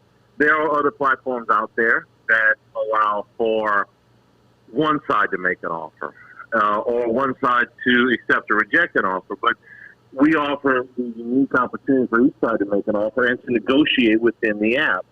We also handle all of your – Jordy, you'll get this right away. I think one of the underrated aspects of our app, you go out and you sell an ad, okay? That's just the beginning. And that's essentially what this is. This is an ad. Well, what comes after that? The execution of the ad, what you promise to your advertiser. Well, that's wonderful. But after that comes the process of billing and receivables. So let's say you're a college football player, and we've been asked, what's to stop us from just going around you, just going out to the business ourselves? The answer is nothing. But you then have to seek out that business independently of our platform. And then after you execute what you promised, you have to send an invoice. And then you have to receive payment for that. Jordy, I think you know that that's not always the easiest and smoothest process, right? Sure. Billing and receivables. To take that off of the plate of anybody that uses our platform, I think is a huge deal in that we handle your billing and your receivables, and it's all done right there at your fingertips. So that I think is one of the things we've really got going for us. Charlie, it seems like LSU has been so kind of we're blinded by LSU and Match Point, being that you guys are both in Baton Rouge. You're headquartered in Baton Rouge, and obviously LSU, the flagship university, is right here in the capital city. How have you seen Match Point's popularity grow outside of Baton Rouge and outside of the SEC, or just outside of LSU? Well, I'll give you one good example, and our chief financial officer is a name that'll be familiar to a lot of people, is Zach Oliver, who of course played quarterback at Catholic High and at Northwestern. Well, Zach has procured us a number of contacts up in Evanston, which has led us to do some deals in Chicago. So that would be one example. I can tell you that the student athletes, I'm still using that word, I've just been programmed, okay? Sure. The kids at LSU want to know what the kids at Alabama are doing, and the kids at Georgia want to know what the kids at Florida are doing. What we're seeing is an expansion, because when you see, if you're a player at Alabama or Auburn or Georgia, and you see Derek Stingley get a deal, you want to know, hey, how'd you do that? What were the steps that you took? And when you see that it goes through Match Point, and they obviously communicate through social media, and you say, well, hey, look, I did this. It's really easy. It's very user friendly. Gives you a lot of options. Well, then quite naturally, then those players are going to want to experience that as well. And the app is free. It's easy. The kids live in their phones, so we put it there, make it easy for them to expand. Yeah, as powerful of anything that you could have done in marketing promotion, nothing was as big of a boom than Derek Stingley just tweeting out that he was one of the first athletes to sign a deal through Match Point with Walk-On's logo and Match Point's logo on that tweet. I'd imagine that gave you millions of impressions to start this thing off. I can't get you out of here without asking a couple of sports questions. What was your thoughts on Jay Johnson being introduced as the new LSU head baseball coach? Going to that press conference, Jordy, it was very, I hate to use the term Saban-esque, but I was at Saban's press conference, the introductory press conference, and what struck everybody was, after the Hallman press conference, after the DiNardo press conference, where they went out of their way to, and it wasn't a bad strategy, out of their way to win the press conference. Wilson certainly, did his due diligence in talking about the program, but he was more matter of fact. It was very measured. He just laid out why he was coming here, and it was all about baseball. And, I think there's some advantage to LSU having a guy that doesn't have any ties here. Some of LSU's most successful coaches ever that came in here didn't have any Louisiana ties, didn't have any LSU ties. Skip Bertman didn't. Stu Gunner didn't. Nick Saban didn't. Will Wade didn't. Bill Arnsparger didn't. It's almost like an advantage to him that he doesn't have any ties here. All about baseball. He's not a Bertman guy. He's not a Maneri guy. He's just a baseball guy. And I think that will play in his favor. Obviously, I like what he's done so far.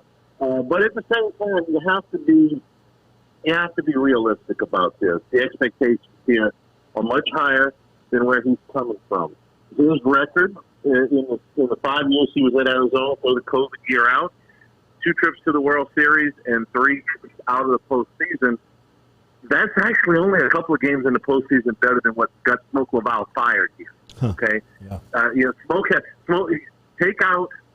So you had 2 in Q in Omaha, and then the other time he went to the finals. All right, and in the other 3 years he doesn't make the tournament, or he made 1 regional. I'm sorry. Smoke made 4 postseasons, didn't win a game in Omaha. So and his regular season record was superior to what Johnson's was, and he got him fired. So what he did at Arizona was terrific. It's not enough here, and he knows that. Yeah. So you got to take it into consideration from that standpoint. Ogeron's loading up the private jet Monday, flying over there with Stingley and Deculus for SEC Media Day. What's your anticipation for year 5 at Ogeron and the crew? I'm going. You believe that? I'll be there, Charlie. I'll be there. I'm going. It took me getting out of the Daily Tug business to actually go to media days for the first time in quite some time. So yeah, you were sending me. You were sending me every year. He hates it. Right. Thought you were gonna be at the beach. Yeah, usually I am. Losing Rosenthal hurt. Yeah. That was it would have been a very nice soundbite to say we have all of our linemen back. Mm-hmm. And up until about a few weeks ago, you could say that. So that was a real blow. But it looks like a very good team, and they got to get the quarterback situation sorted out. I suspect that they'll do that. I'd like to say fairly quickly, but I'll be surprised if Brennan doesn't start the opener. That's not to say that he's going to start the whole season, but I think he'll start the opener. And then from that point on, you've got a lot of things to like about this team. So, hey, it's talking season, right? Yes, so indeed. we'll get to it. Charlie, it's great to hear from you, man. Thank you for the time and the insight on Match Point. Looking forward to seeing you over at in Hoover, as we'll be there on Monday following the Tigers around for Media Day as well. So thank you as always, and talk soon, man. All right, Jordy. Thank you, guys. Yes, sir. There is Charlie Hanagriff checking in from Match Charlie. Point Connection this morning and talking a little bit about NIL stuff and what's going on there. Adam Miller has confirmed he'll be here at 9 o'clock this morning. Nice. As he was finishing up his workout this morning What a over at LSU Basketball, and we'll talk to him. Playing wiffle ball. He's getting about, back in the cages. About his morning workout. Wade is, as he said early on, and told us that Adam Miller is that guy that 7 days a week, every single day at 7 a.m. Really? Clockwork, Saturday, Sunday, doesn't matter what's going on.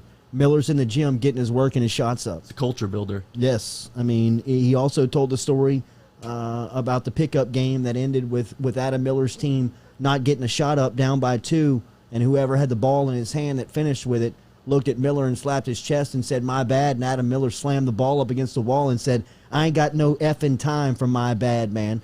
I'm not here for my effing bad. I'm here to win championships." And the player in question looked at Will Wade. I think Wade had to tuck up his erection first and said, "What do you want me to tell you?" You know what I mean? That's what I would say. What do you want me to tell you? Wonder if that guy's still here. He is not. He is not. He is not. He has since transferred out of the program. Wait, so do your math. I've got a question after what Charlie just said. Yeah. Talking about he thinks Brennan starts game 1. Is there a little ploy here? I've heard the theory. I've heard the theory, but look, Ogeron last week killed that theory, and the theory being that you start Brennan to make sure and appease everyone and keep him on the roster so you can go through the season with 2 quarterbacks, right? And you've got 2 guys that can take a snap. But with what Ogeron said last week, in that the locker room knows who the better player is and who the quarterback is, tells me that they all see it and that it's only a matter of time before they name it. And them speaking so publicly about it like that spurs me to believe that it's Max Johnson, because everybody I talk to within that program, in or around that program, they speak of Johnson differently than they speak of Brennan. I'm with you on that. And they speak of Johnson as if he's the starter, as if they recognize he's the guy. So if the head coach is going to speak in those terms where everybody knows who the quarterback is, then to me, it's as clear cut as we've thought it has been since last spring, when we said this thing's not close. This quarterback competition is not close. It's Max Johnson's gig, because he's the one that gives everybody the best chance to win. And now, hearing what the head coach said last week, it seems like everybody in the room sees it. I agree with you. Why do you look so bummed? I'm not bummed at all. I'm thinking, because now when you put that together with we don't have a quarterback going to SEC Media Days, it seems like it would have been a guy that's been here for a couple of years. It'd been very easy to send Miles Brennan, if he's the starter, to represent LSU with everything that he has. Don't you know all of the the cachet he brings from being at LSU for such a long time. He's been with the media a while. That would have been an easy decision to make. So Yeah. it makes me think even more that I know. it might be Maxie J. Don't you think the locker room was so bad and so toxic last year? That was probably one of the biggest downfalls. If the locker room this year wants a guy, we got to keep that locker room good. You ride with that guy. Well, I don't know if you make the decision to keep the locker room in check, but when the locker room seems to see it as vivid and clear as Ogeron explained it last week, then to me it sounds like it's not close. The competition is not close, which at times I have been told by trustable people, by people that you put value in what they say is going to happen at LSU football. I mean, this ain't the Derek Panamskis of the world. These are people that are tied in and going to every meeting and hearing what they have to say and breaking down. Not somebody that's just surfing the web and going through social media all day and liking and retweeting stuff. Mm-hmm. I mean, it seems as if Max Johnson is the clear-cut quarterback on this team, whether you watch him play or you hear the head coach speak. Brady Miller made a great point about the social media and how the wide receivers click to him. Exactly. If you're doing that type of investigating, where you're just following some of these guys on social media and watching what they're doing, who they're working out with. I mean, One's on a boat, one's at practice. yeah, exactly. But Exactly. has anybody had a more roller Right? coaster serpentine route at LSU than Miles Brennan? No. Yeah, it's weird. I mean, It's a testament to him that he's still here. That's what I'm Yeah. saying. His character Very much so. is that can never be in question because Very much so. Very much so. Advana Clean brings you the Jordy Culotta Show. We're going to talk to Tyler Schaffer, new lefty, transferred in from Southeastern. He's outside. He's going to walk in here in a couple of minutes. We're brought to you by Advana Clean. Water, fire, or mold. If you see it, smell it, or you see it around the house or office, get in touch with Bradley Lynch and the crew over at Advana Clean. They're an industrialplex right here in Baton Rouge. ADVANTA clean.com. Advana Clean. You can find them right here in Baton Rouge to help you with your water, fire, or mold damage. Advana Clean, special sponsor here of the Jordy Culotta Show. We appreciate their support every day. All right, Tyler Schaffer, when we come back inside of the UDL right here on the Jordy Culotta Show, driven and powered by Go Chevrolet. No tingle on him.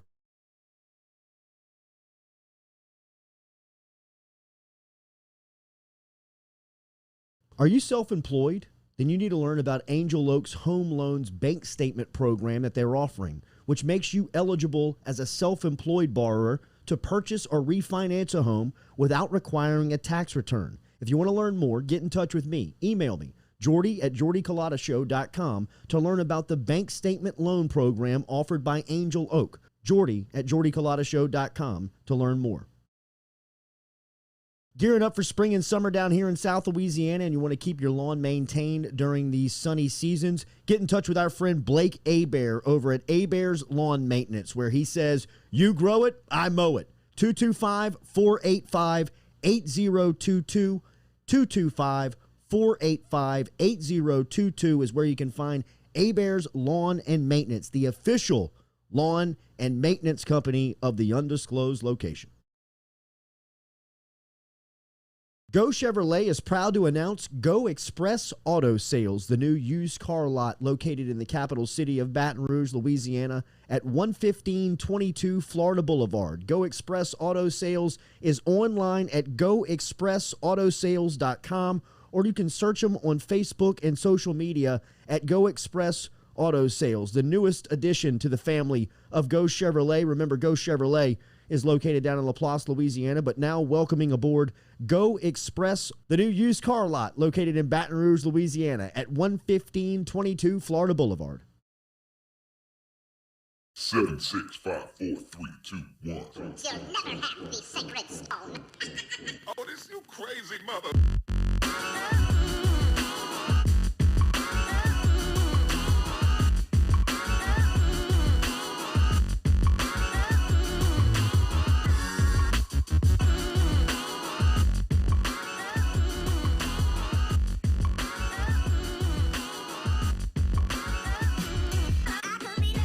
Welcome back in here to the Jordy Culotta Show, live here on this Thursday morning. Hot and humid South Louisiana Thursday morning here.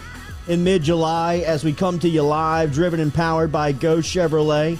Appreciate Charlie Hanagriff for stopping by, name, image, and likeness, as he's talking about Match Point Connection and how it's been up and moving here for about 2 weeks as the law was signed on July 1st. Colleges began to allow student athletes to collect on their name and image, and we have one of the big-time athletes here with us inside the studio. We appreciate him for stopping by over here with us. Our guy Noah Tingle hooked it up for us as he's got Trey Shaffer into the UDL here. As what a pull. Great pull, bro.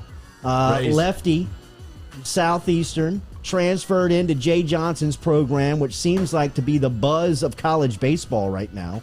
As we said, Coach Johnson was able to complete his staff with Mark Wanaka as his volunteer assistant. And it seems like he's got his crew ready to go into the fall and into the spring, and we welcome in Trey to the conversation. What's up, bro? Thanks for being here. Yeah, thanks for inviting me. Yeah, man. Tell me how you got here. Not specifically to the UDL. Tell me how you got to LSU. What's been your ride like? I mean, a lefty throwing 97. There's not many of you guys on the planet, and when you do exist, there are a lot of Major League Baseball teams that want you. Yeah. How do you end up at LSU where you are now, coming from Southeastern? I ended up entering the portal my last year. Did my 4 years at Southeastern. Had the opportunity to go in the draft. It didn't work out the way it did.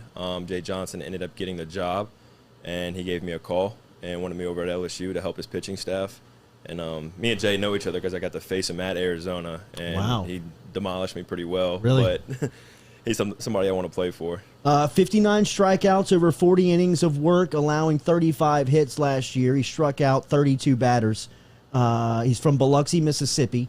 And you mentioned Johnson, and it seems like the people that have played for him or know him in the sport are very just impressed by his preparation, his approach, and kind of his overall demeanor.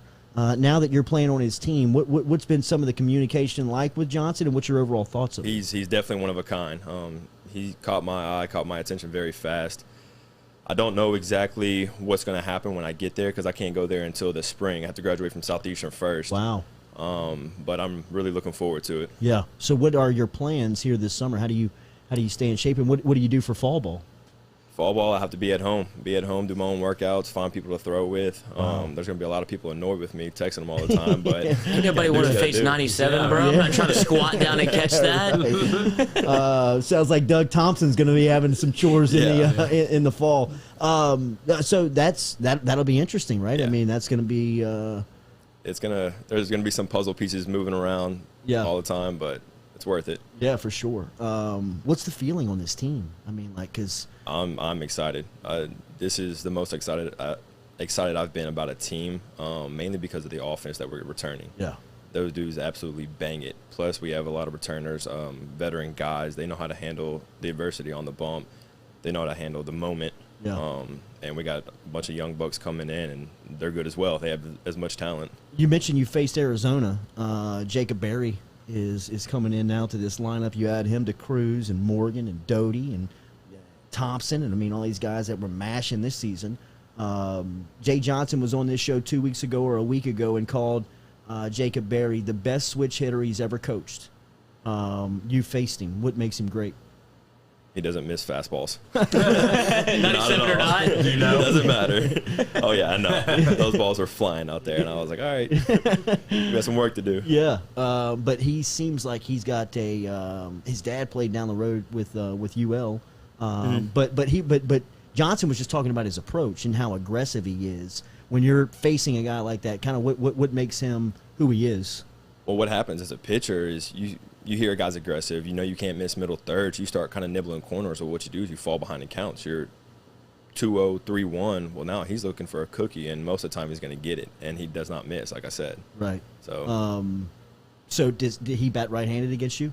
I want to say he did. I know there were a few lefties that stuck lefty, and they didn't miss either. They were good, but I can't remember him exactly. Yeah.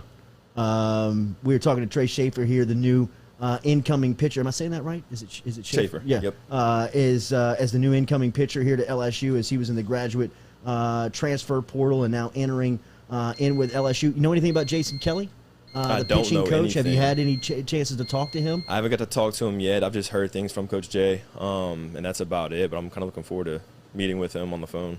So it was strictly Jay that brought you in? You didn't have meetings with anybody else? Strictly Jay, yeah. What was that kind of, how'd that ball get rolling?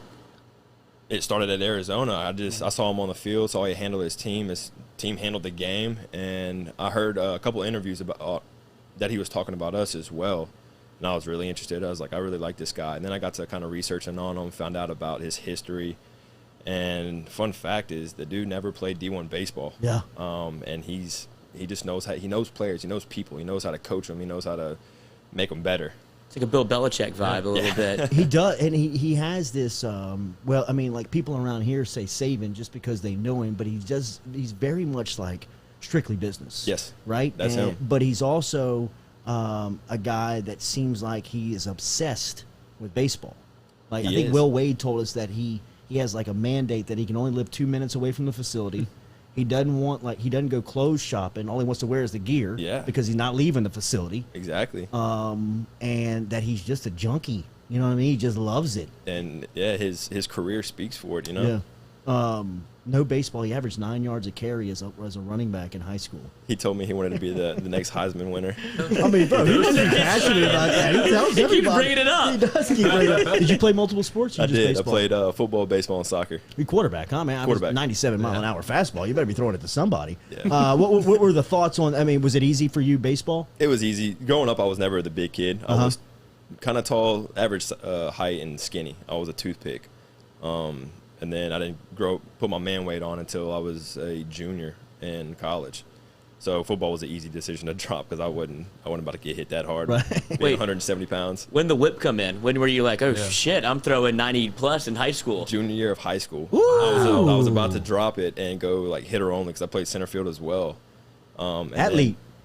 Yeah. Played quarterback, soccer. Of course, he could run. Yeah, I walk out one day on the bump, just kind of like trying to feel it out, and I'm like 86 to 89. I'm like, where did this come from? I bet you the coach is He's like, like rookie of the year. God.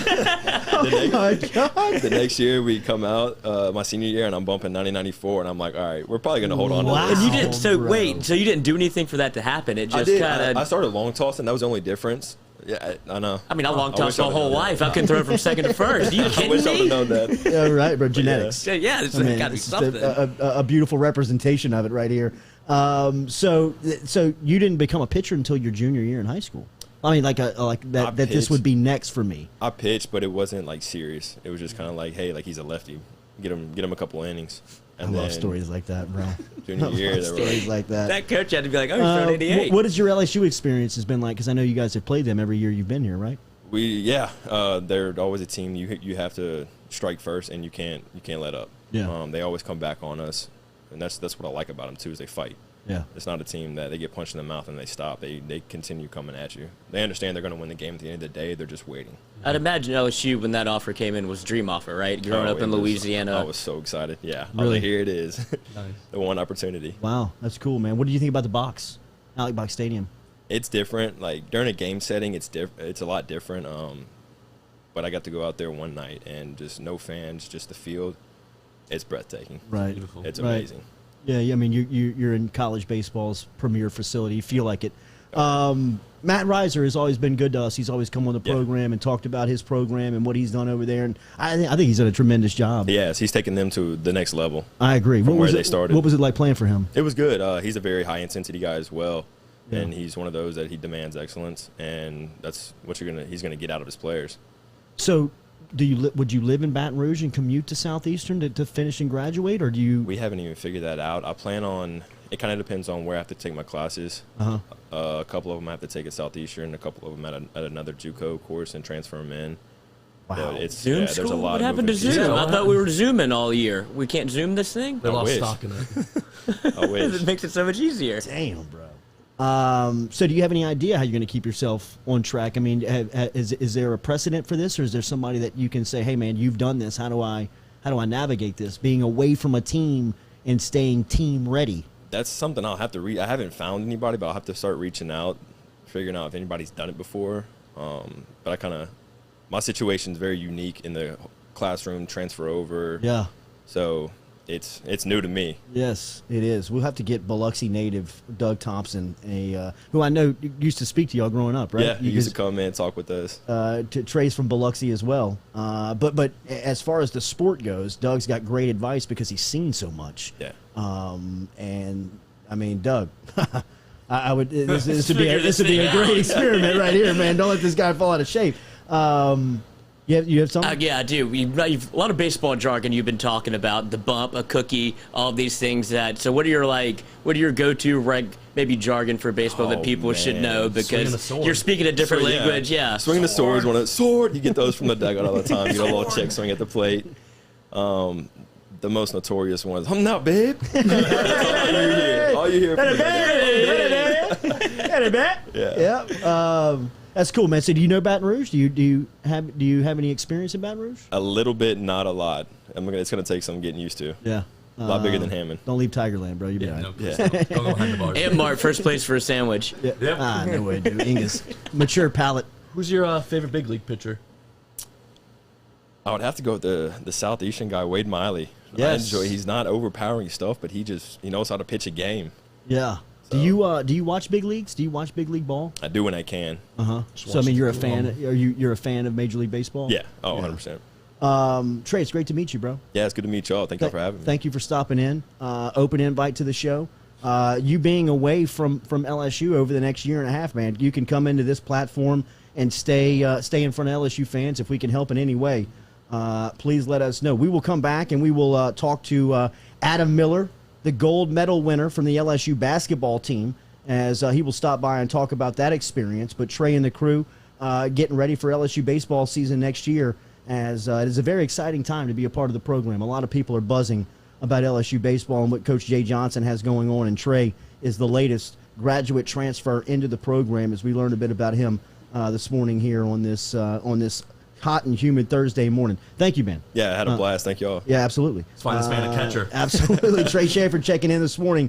Make sure and follow him on Twitter. He is at Trey Schaffer 5, where you can find him on Twitter there. And he's already got the LSU baseball home. He's already got the background looking great. So make sure and give him a follow there. Appreciate him stopping by here this morning on the Jordy Culotta Show. Stop in and check us out, or check out Go Chevrolet online at GEAUXChevrolet.com, or you can stop in and see them in Laplace. The used car lot is in Baton Rouge. When we come back, we'll talk to Adam Miller, gold medalist from the LSU basketball team, next here on the Jordy Culotta Show.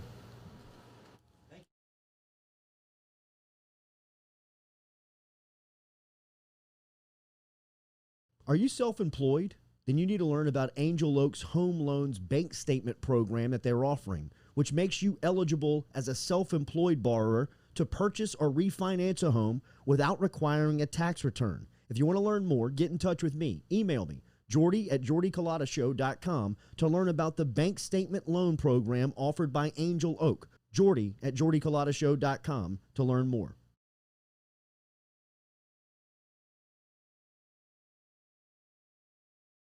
Gearing up for spring and summer down here in South Louisiana, and you want to keep your lawn maintained during these sunny seasons, get in touch with our friend Blake Abear over at Abear's Lawn Maintenance, where he says, you grow it, I mow it. 225-485-8022. 225-485-8022 is where you can find Abear's Lawn and Maintenance, the official lawn and maintenance company of the undisclosed location.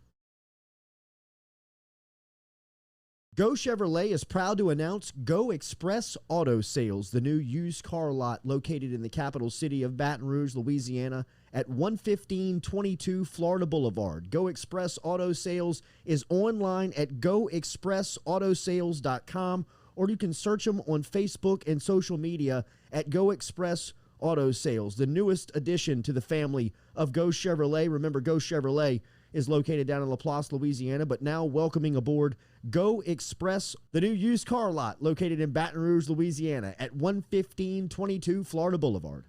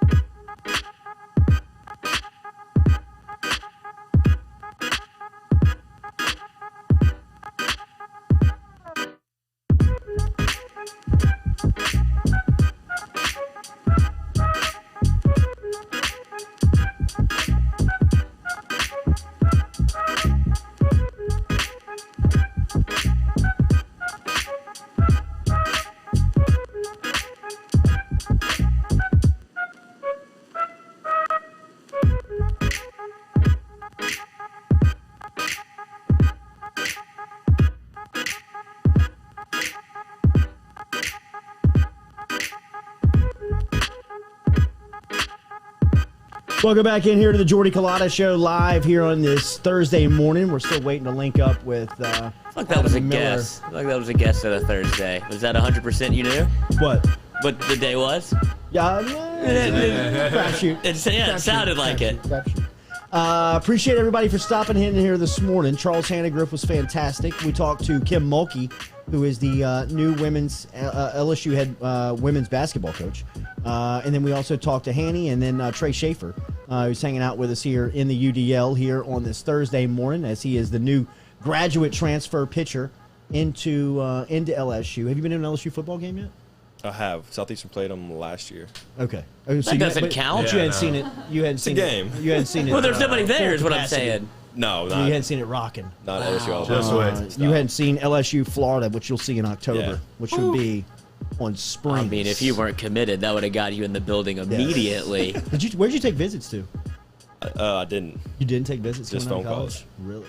No. This go around was just phone calls. Yeah. But even where did you visit anywhere? Out of high school, yeah. Man, I can't even remember where I went. Southern Miss, Southeastern. I want to say that was it. The rest of them were just phone calls. Really?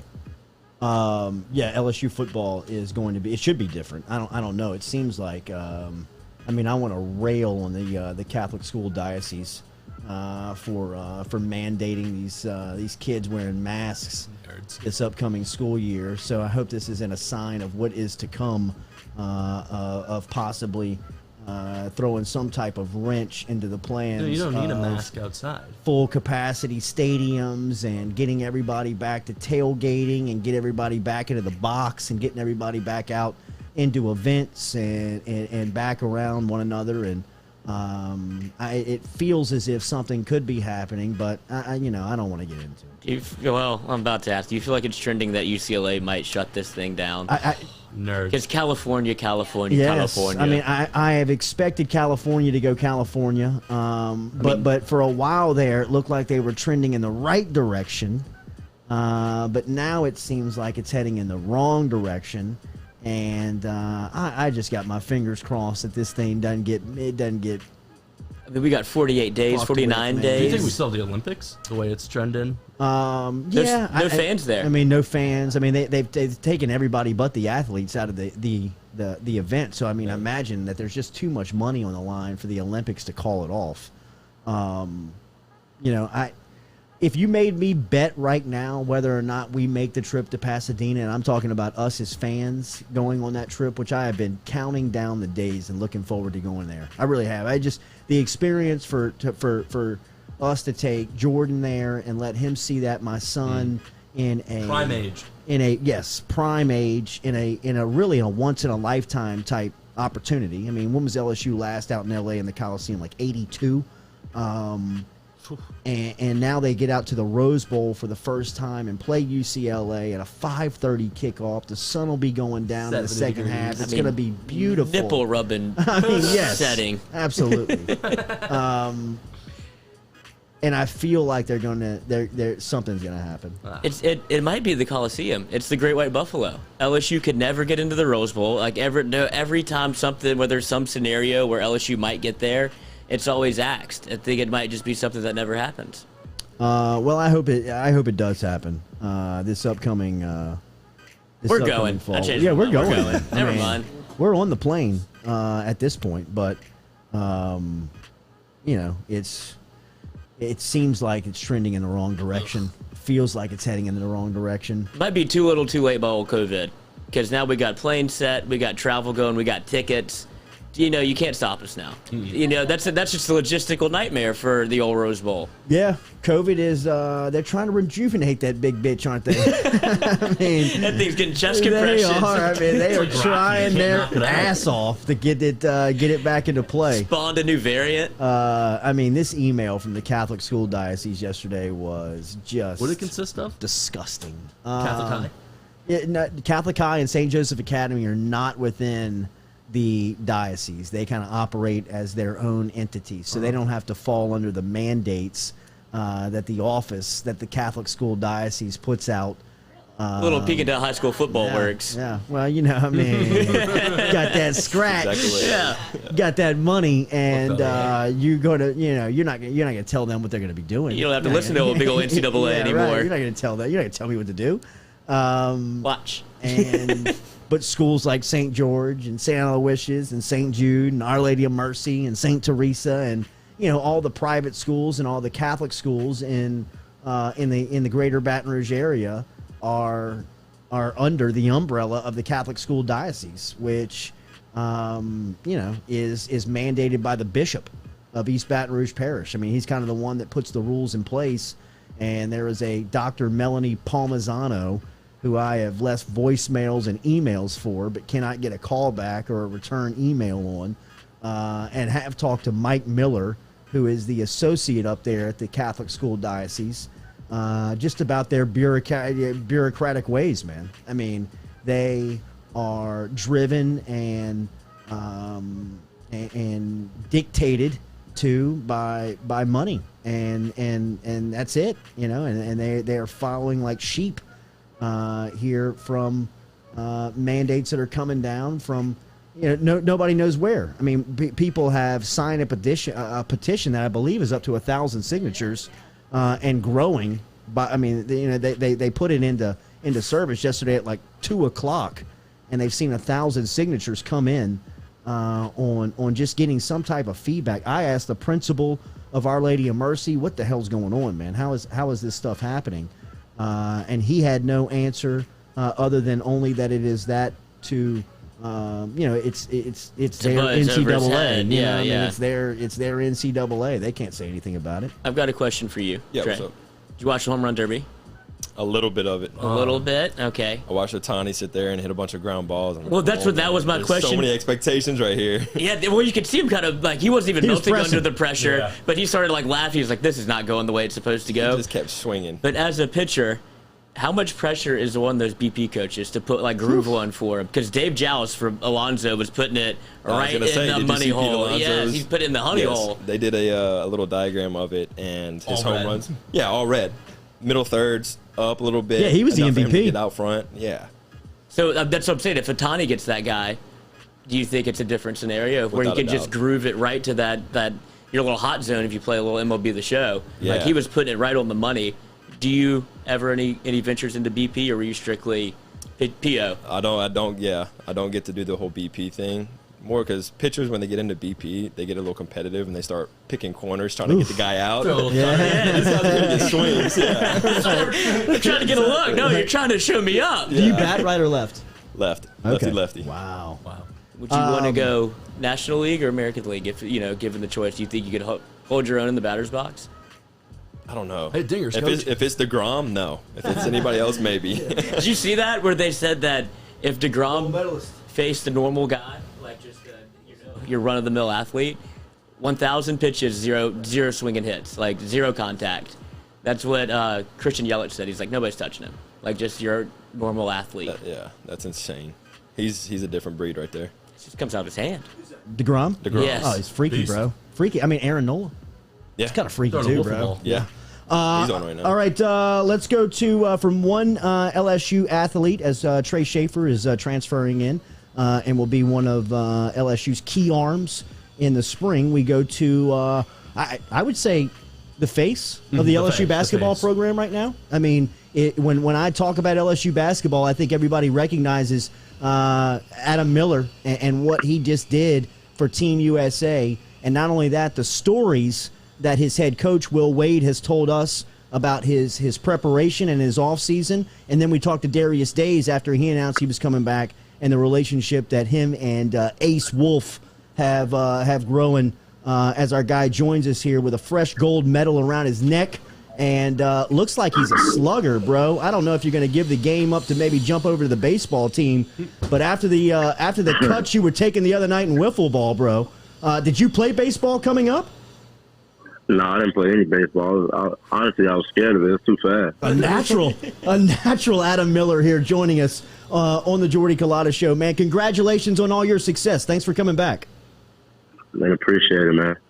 What was that experience like, bro, with Team USA? It seemed like you loved being there every day, and then you guys get the gold medal, and you were one of the primetime players in that championship game. What was that experience like? The experience was, it came out with a gold medal, so it was good for me. It's from day one of tryouts. I came in, I told everybody we're going to win the gold medal, and, I'm going to do everything to help the team, With teams like that, you don't have to go out and score 20 and 30, Just stay vocal, make the right plays.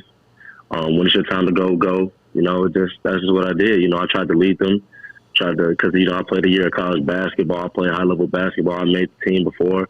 So I was just trying to go out there and lead, because you got to set boundaries and people have to follow them. So, we got some young guys on the team, and I made sure all the college guys pulled them in, and that's what we did. We pulled in at the right time. We lost a couple games at the start with the exhibition games, but we pulled it together.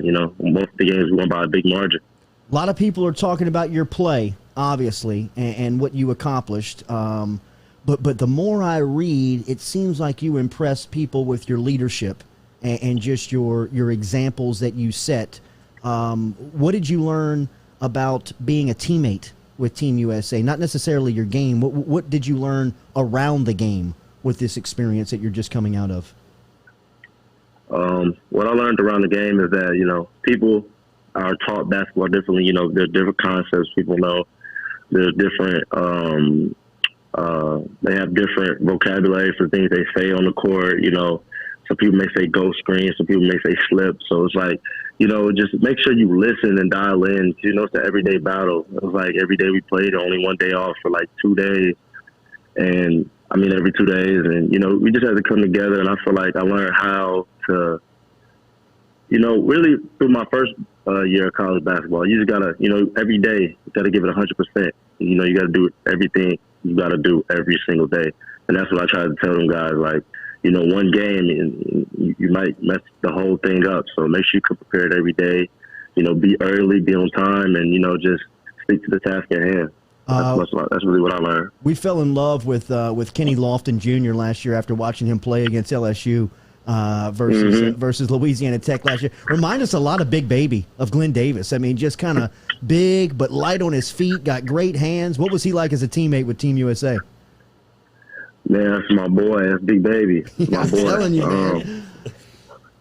Man, he sees the game differently. He has that old school game that people, the NBA, the NBA has really gone away from, but I feel like it's still effective. He clearly just showed it. That form of basketball wins games. He sees the floor. He makes reads. He knows how to pass the ball, and when he gets in that circle, in that lane, it's over with for anybody. It's too big. You can't get around him. Y'all two running that pick and roll where he was coming up top and isolating at the top, and you were just kind of flicking it to him at the rim. That was unstoppable. And literally, when y'all were running that right, they couldn't guard it. What does Darius Days mean returning to LSU? I know y'all haven't played alongside each other, and I know that y'all are just really kind of meeting each other over the last 2 weeks. But what does it mean having him back in the building? Oh no, it's wonderful. He's a vet. And vet wins you games at the end of the day. I tell everybody, college basketball is won by seniors and juniors, veteran teams. That's how you win games. And, having him back and another, guy who played college basketball, he's went to the SEC championship. He's played in those huge games. It just helps this team that much better. I feel like our people should expect a lot out of us. And, I'm going to expect a lot out of us. He's going to come here. He's going to help lead. He's going to be one of those guys. He's going to be a focal point. And, I'm just ready to rock and roll. It's a big piece we got back right there. Ace Wolf 44 is where you can find him on Twitter and Instagram. Adam Miller, the Illinois transfer, joining us here on the Jordy Culotta Show. Adam, I know that obviously that the decision has been made and you're here in Baton Rouge, but we talked to Will Wade. We talked to people around LSU basketball, and it seems like you have been a perfect fit for what they are trying to do. Where they are trying to go, you have been almost better than they thought you were going to be. What has your impressions been of the LSU basketball program, being that they are so elated to have you on campus and in the program? What's been your thoughts of being in the program and what you're getting back from LSU? First, I I like to say, like, you know, the LSU, the whole brand, the school, everything, the campus is just, you know, wonderful. Like, this is top notch. And, you know, I walk around here and I see like things like even the Tiger in the middle is like, okay, this is top notch. The program, you know, I get to come in every day and work my ass off and practice. You know, coach knows exactly what he's doing. We got people here for every little thing, you know. We got departments for everything. Recovery, big piece. Your nutrients and what you eat, you know, things like that, diet, we got that. And on the court, of course, obviously, we got that. Teammates, we got that. So I feel like this is a big year for us, and I feel like we're going to shock a lot of people. Hopefully we become, you know, the face of college basketball. I feel like we're going to be a lot of fun to watch. With the way that Coach Wade has built this team through the portal, how big of a factor has the team building Tuesdays been? Y'all playing softball, playing paintball. How much of a factor has that weighed in y'all on the chemistry coming together? Man, that's exactly what we need. You know, we need to build the chemistry early. You know, with every team, there's going to be nicks, fights, and then there's going to be times to come together. You know, that's what makes a team. You know, going out, doing things. You know, some guy been like, hey, let's go get some wings. You know, out of nowhere. That's how you build chemistry. Hey, let's go to the gym and get more shots. Hey, coaches didn't say nothing, but let's have a team meeting. You know, little things here and there help the team win. You know, chemistry just helps the team win. It's just little things, you know, here and there. It just makes the team better. Build bond. Wait, trust. Did Coach Wade get in the box at all? Did he take any swings at, when you were playing a little wiffle ball? Nah, he ain't taking any swings. Man. No way, bro. No way. If you've seen him dance, no way you're going to see him take a cut with a baseball bat. Hey, Adam, how good is the international competition? Everyone was kind of freaking out that the U.S. team with KD was losing to Nigeria, Australia. I know France kind of gave you guys a run for your money. Is the international game pretty legit? Man, it's crazy. Everybody plays hard as shit. I'm telling you. Everybody plays hard. It's like you literally, every game, you know, the skill level for every game is not going to be the same, but they're going to play hard, and they're going to run their sets. Like, if you fall asleep, somebody's going to back cut you. Fall asleep, oh, you look up, now it's 2 pin downs, and you just lost. Like, it's like literally the first game, the first exhibition game, I think we were kind of like, oh, we're going to walk through. Oh, we lost. And it was kind of like a shock, and we all were looking at each other like, dang. Yeah, I was telling like it's not no pushover. So, you know, every day we had to come out and work hard, you know, even on days when you're tired. Good lesson. You got to go out and work hard. Yeah, the international basketball is way beyond where they were like multiple years ago. It's about like around USA basketball. They're good and they play hard. What was the rules like? Was there an adjustment to it? I kind of knew the rules, but the only really difference is like, well, I think this helped, you know, the big kid from France. You could knock the ball off the rim, and just some like side out rules where the ball placement is, a couple different things. 24-second shot clock, but that's regular. You had 3 steals in the gold medal game. Everybody looks at you as a scorer, as an offensive threat. Talk about the emphasis that you put on that side of the floor on the defensive end. You got to play defense. You got to play defense. I feel like that's one of the things that's most important to me because, you know, if my shot's not falling, I don't want nobody scoring on me. They're not going to be you got to play defense to win. Defense wins you games at the end of the day. And I feel like that's going to be a big emphasis here at LSU this year. You know, a lot of people will be like, we don't play defense. We can't play defense. Well, I mean, we're going to show them what we mean this year. We're going to show them exactly how we come in. It's going to be different. Even Coach Wade is a big emphasis. And that's a big emphasis for me, too. From high school to middle school to when I first started, it felt like every coach I had was like, oh, you got to play defense. And, you know, I learned a lot, and I made sure I picked up things here and there from players, coaches.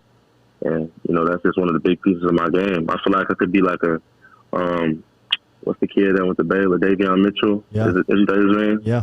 Hopefully, you know, I could be a factor on offense and a factor on defense like he was. Jeez, bro. Oh, yeah, I got goosebumps listening to this cat speak about basketball. You may be the face that brings LSU back to the Final Four. You also may be the face that builds the bridge in between LSU basketball and Dick Vitale, as Dickie V giving you some love the other day, showing LSU some love and what it means to have you added onto the roster. I know that had to be pretty cool to see one of the faces and voices of college basketball talking about you on social media. Man, that's crazy. I told my friend a long time ago, like, I want him to do one of my games, you know, give me a shout out, and that happened. So, you know, for me, it's just, I don't know. God bless you for putting in the work. I don't know. It's just been different for me this year. I've been putting in the work. I've been getting extra time in the gym. I've been working smarter and harder. Just becoming a man with what I do. Watching guys like Kobe, Booker. I really watch everybody. I can't even. It's countless names. LeBron, countless names. Jordan. I'm just becoming a man about my business, and God blesses you in different ways when you do everything the right way. How do you watch the finals? Who you pulling for, or are you pulling for anybody, or are you just watching game? Nah, I'm not pulling for anybody. I'm just watching game. I like players. I like Giannis. I like KD. Chris Middleton is. KD. Oh my God, Booker. Middleton is crazy. Drew Holiday. I like everybody. I feel like you can take a piece of everybody's game. 53 is godly. You can take a piece of something from everybody's game. So I watch it all. I watch big and I watch everything. Is Booker new age Kobe? Yes. Yeah. I agree. Yes, I'm saying it. I agree. It feels like, and that doesn't mean he's exactly Kobe. Right. I think that's where everybody. And no disrespect. No disrespect to the Mamba. Yeah. Nah, not at all. Mamba was different, but Booker is not the Mamba, but he's he's close. Like, he sees the game and scores in ways kind of like Kobe. That's what I mean by that. Defense is okay. If he gets defense like Kobe, then he'll be unstoppable. Yeah, when he starts pulling the shorts up and gritting the teeth, baby, then we know it's underbite. Then we know it's on. Yeah. He's got that to him though. He's not all bark. He's biting out too. No, I believe that. He's got some FU to him for sure.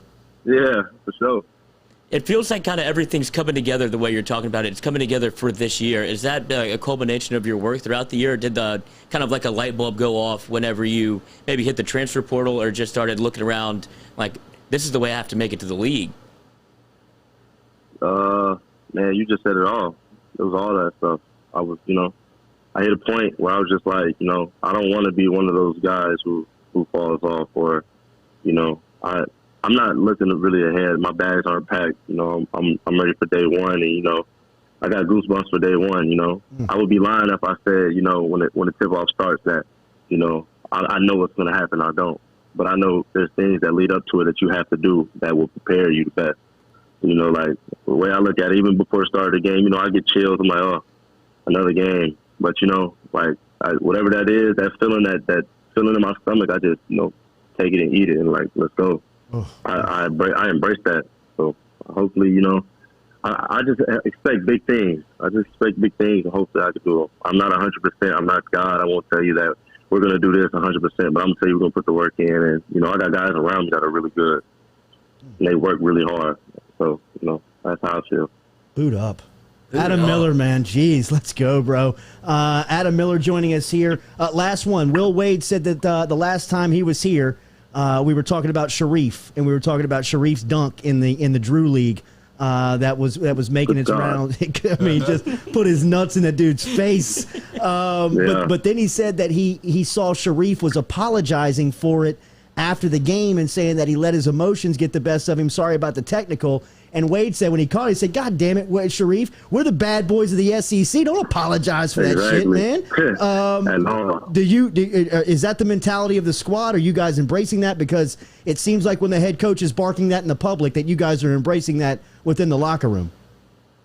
Man, we don't apologize for nothing, man. What happens on that court happens on that court. Even in here, like I go at my teammates every day. Yeah. Like I don't. If I get a mismatch and I score on somebody once, I'm trying to go at you every time. Like I'm not gonna say any names. I probably scored on somebody here like 6 times in a row, and it was just bad.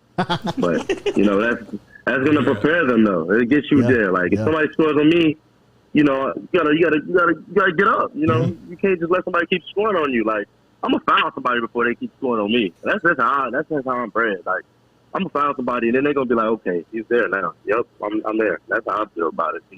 But, he just wanted to apologize. It probably was his boy or something. They know probably know each other. But, that's how we come this year. I'm a bulldog, so I'm going to make everybody else be a bulldog. There ain't no falsies around me.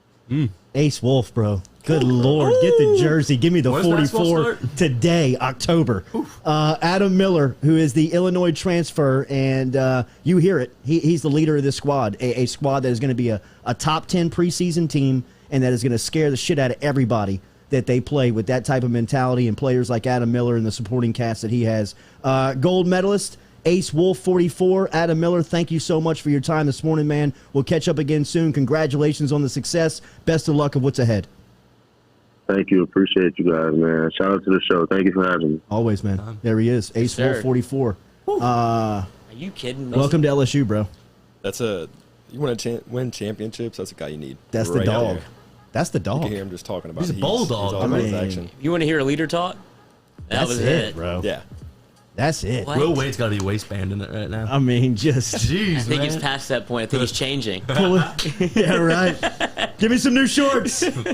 I didn't jog. Ace Wolf 44, bro. Adam Miller. He's a realist, too. Noah. You know? Yeah. That guy. No, Lord. Noah was cutting saw back there with his erection. I mean, cutting wood. Noah's out there coming. Lord, that's an all That's up there timer. with the TJ Finley interview. That's an all timer. I don't want to play him in basketball. No, you don't. I don't want to score on him. You take that personally. You ain't scoring on him. So much good stuff today out of the show, man. Thank you to Trey Schaffer for stopping inside the studio, bro. Great to see Again, thank you. y'all. Absolutely, I man. Fit right in. It fits right in. Fits right in. I love a dude who hangs out too, man. It's confidence, bro. It's just breathing it. It fits in well here on the Jordy Culotta Show. He'll be back, open invite, and we'll be knowing a lot of him, getting to know a lot of him before he makes his LSU debut next spring on the mound. 90 mile an hour throwing lefty, 97. And then Ace Miller, who stopped by 9 a.m. Charlie Hanagriff talking some NIL stuff. And then at 7:30, we talked to Coach Kim Mulkey about her program and what's going on. Have a great day out there on Thursday. We're back with you tomorrow here inside the UDL. We'll close out the week. What you got? Oh, got to give a shout out to my boy, Venardo and Sons, Trey Venardo, because mother's not bringing me to work anymore. Yes. Got the whip hooked up, and he said, gave me a little A-Bears card, a little under the table dealing over there, so we got it working out. Get yourself a po' boy. Exactly. I'm trying to understand how this business works. Yeah, that's right. That's exactly But right. shout out, man. It was awesome. It got me in and out in an hour, and it got the car fixed, so now I'm no longer, well, I'm still dependent on my parents because I live with them, but now I can drive around and go wherever I want. Congratulations, bro. Nothing you, like man. getting your car back. Oh, you don't realize how Nothing much you worse need one. than being without one. Nothing better than getting it back when you don't have it. I was studying like bus routes, and Yeah. I don't know how they work. Get a I don't bike. know. I Get don't a know. bike, bro. Yeah, Get a bike. Especially you, who's paying attention to your physique. yeah, that'd be maybe that was the answer. It could have been. It could have got you right. Could have got you right. Grow the calf. Katie, you know they have something called money. What? All right, there's the Jordy Culotta Show wrapping up here this Thursday. Appreciate Ghost Chevrolet. Online, GEAUX Chevrolet.com. Uber. What?